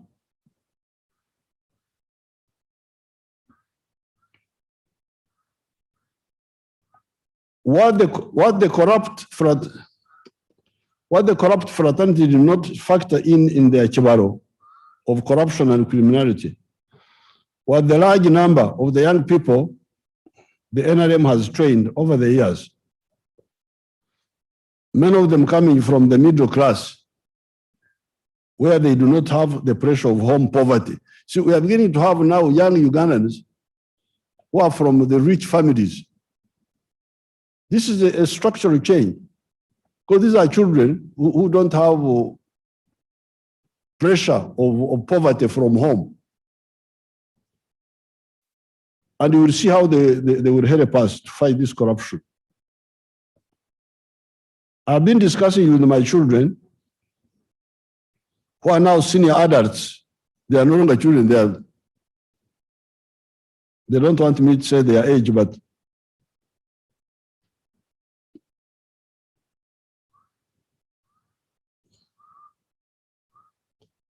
who are now senior adults, the timeliness of creating DRA, Descendants Resistance Army, 1, to take forward the work of the original NRA of their parents. This fraternity recently recommended to me one of their group. When I talked to her about a certain job, her answer was, "No, Mzee, that is not my passion." As they speak in their exotic accent. These are people who work for passion, not for money. Against resistance, I put one of them, Irene Kagwa, to manage Uganda Communication Commission. When I was appointing that guy, I was, no, that one is young, he's not experienced. Although some of these other have problems, but they are political. No, I said, no. If you are corrupt, you are not a political asset. A corrupt person is not a political asset. It's a political liability. I put one of them, Ms. Irene Kagwa, to manage Uganda Communications Commission. She's doing a commendable and clean job from the little I hear. The young passionists are liberating the Uganda Airlines. The resistance movement in the Uganda Airlines was by these young passionist people there. It is easy for the NRM to defeat corruption. With the disorientation, I want to appeal to the NRM MPs to grasp our strategy of everybody joining the money economy with the Chibaro, as we agreed at Kyenkwanzi recently. The target of all these efforts is to ensure two things: prosperity of our people by helping them to create wealth for themselves as well as jobs for themselves and others, and also ensuring security of our country. To achieve this, we must ensure the socio-economic transformation of our society by phasing out the peasants and the feudalists and creating a middle class and skilled working class society. It is a shame that we are still struggling with this social economic metamorphosis 232 years from the time of the French Revolution in 1789, when, as already pointed out above, France already had a middle class and a working class, in addition to the oppressive feudalists and the poor and badly exploited peasants, the serfs. A lot of time was wasted, not only by the colonialists, the ignorant chiefs, but also by some of the post-colonial actors, politicians, cultural leaders, religious leaders, etc., that many times divert people's attention to wrong positions of superstition, sectarianism, miracle wealth, etc., etc. Mao Zedong in China struggled against these parasite groups. That is why China now is on the verge of becoming a first world country. China now is the second richest country in the world. If you go to 1949, when Mao Zedong came into government, it was very far. You can go and check. But the Chinese struggled against these parasite groups.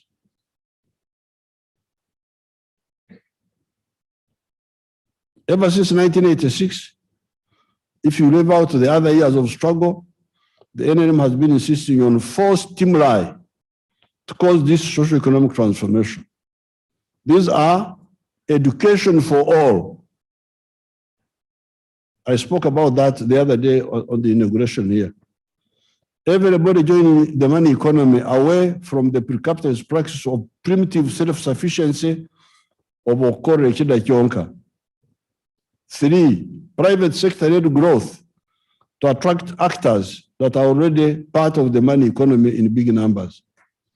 And 4, infrastructure development so as to facilitate the 3 efforts above, including lowering the cost of doing business in Uganda so as to enable our economic actors to make profit in their businesses, thereby making Uganda more competitive. This vision helped Uganda, as has been demonstrated again in this speech. However, much more could have been achieved and can be achieved if all the politicians of the NRM and the civil servants understand and push this effort in a united way. Many times we have had to swim against the current. We have been facing opposition from within the system. Yet, as Mwalimu Nyerere said, Africa needs to run while others walk if we are to catch up. Some parts of the world are on the verge of the 4th industrial revolution, while many parts of Africa have not entered even the 1st industrial revolution.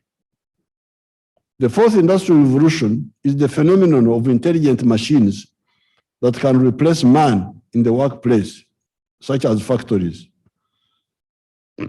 China and India benefited from cheap labor and lured business to the east.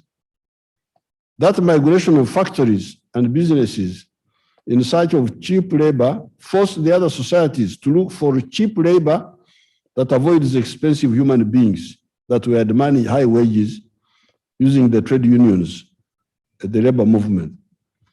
The answer is intelligent machines as a consequence of AI, artificial intelligence.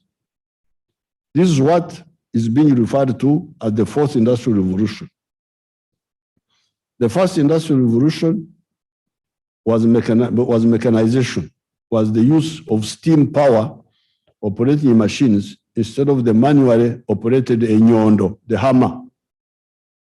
The 2nd industrial revolution was technological revolution, was the discovery of electricity to operate machines instead of steam power. The 3rd industrial revolution was automation.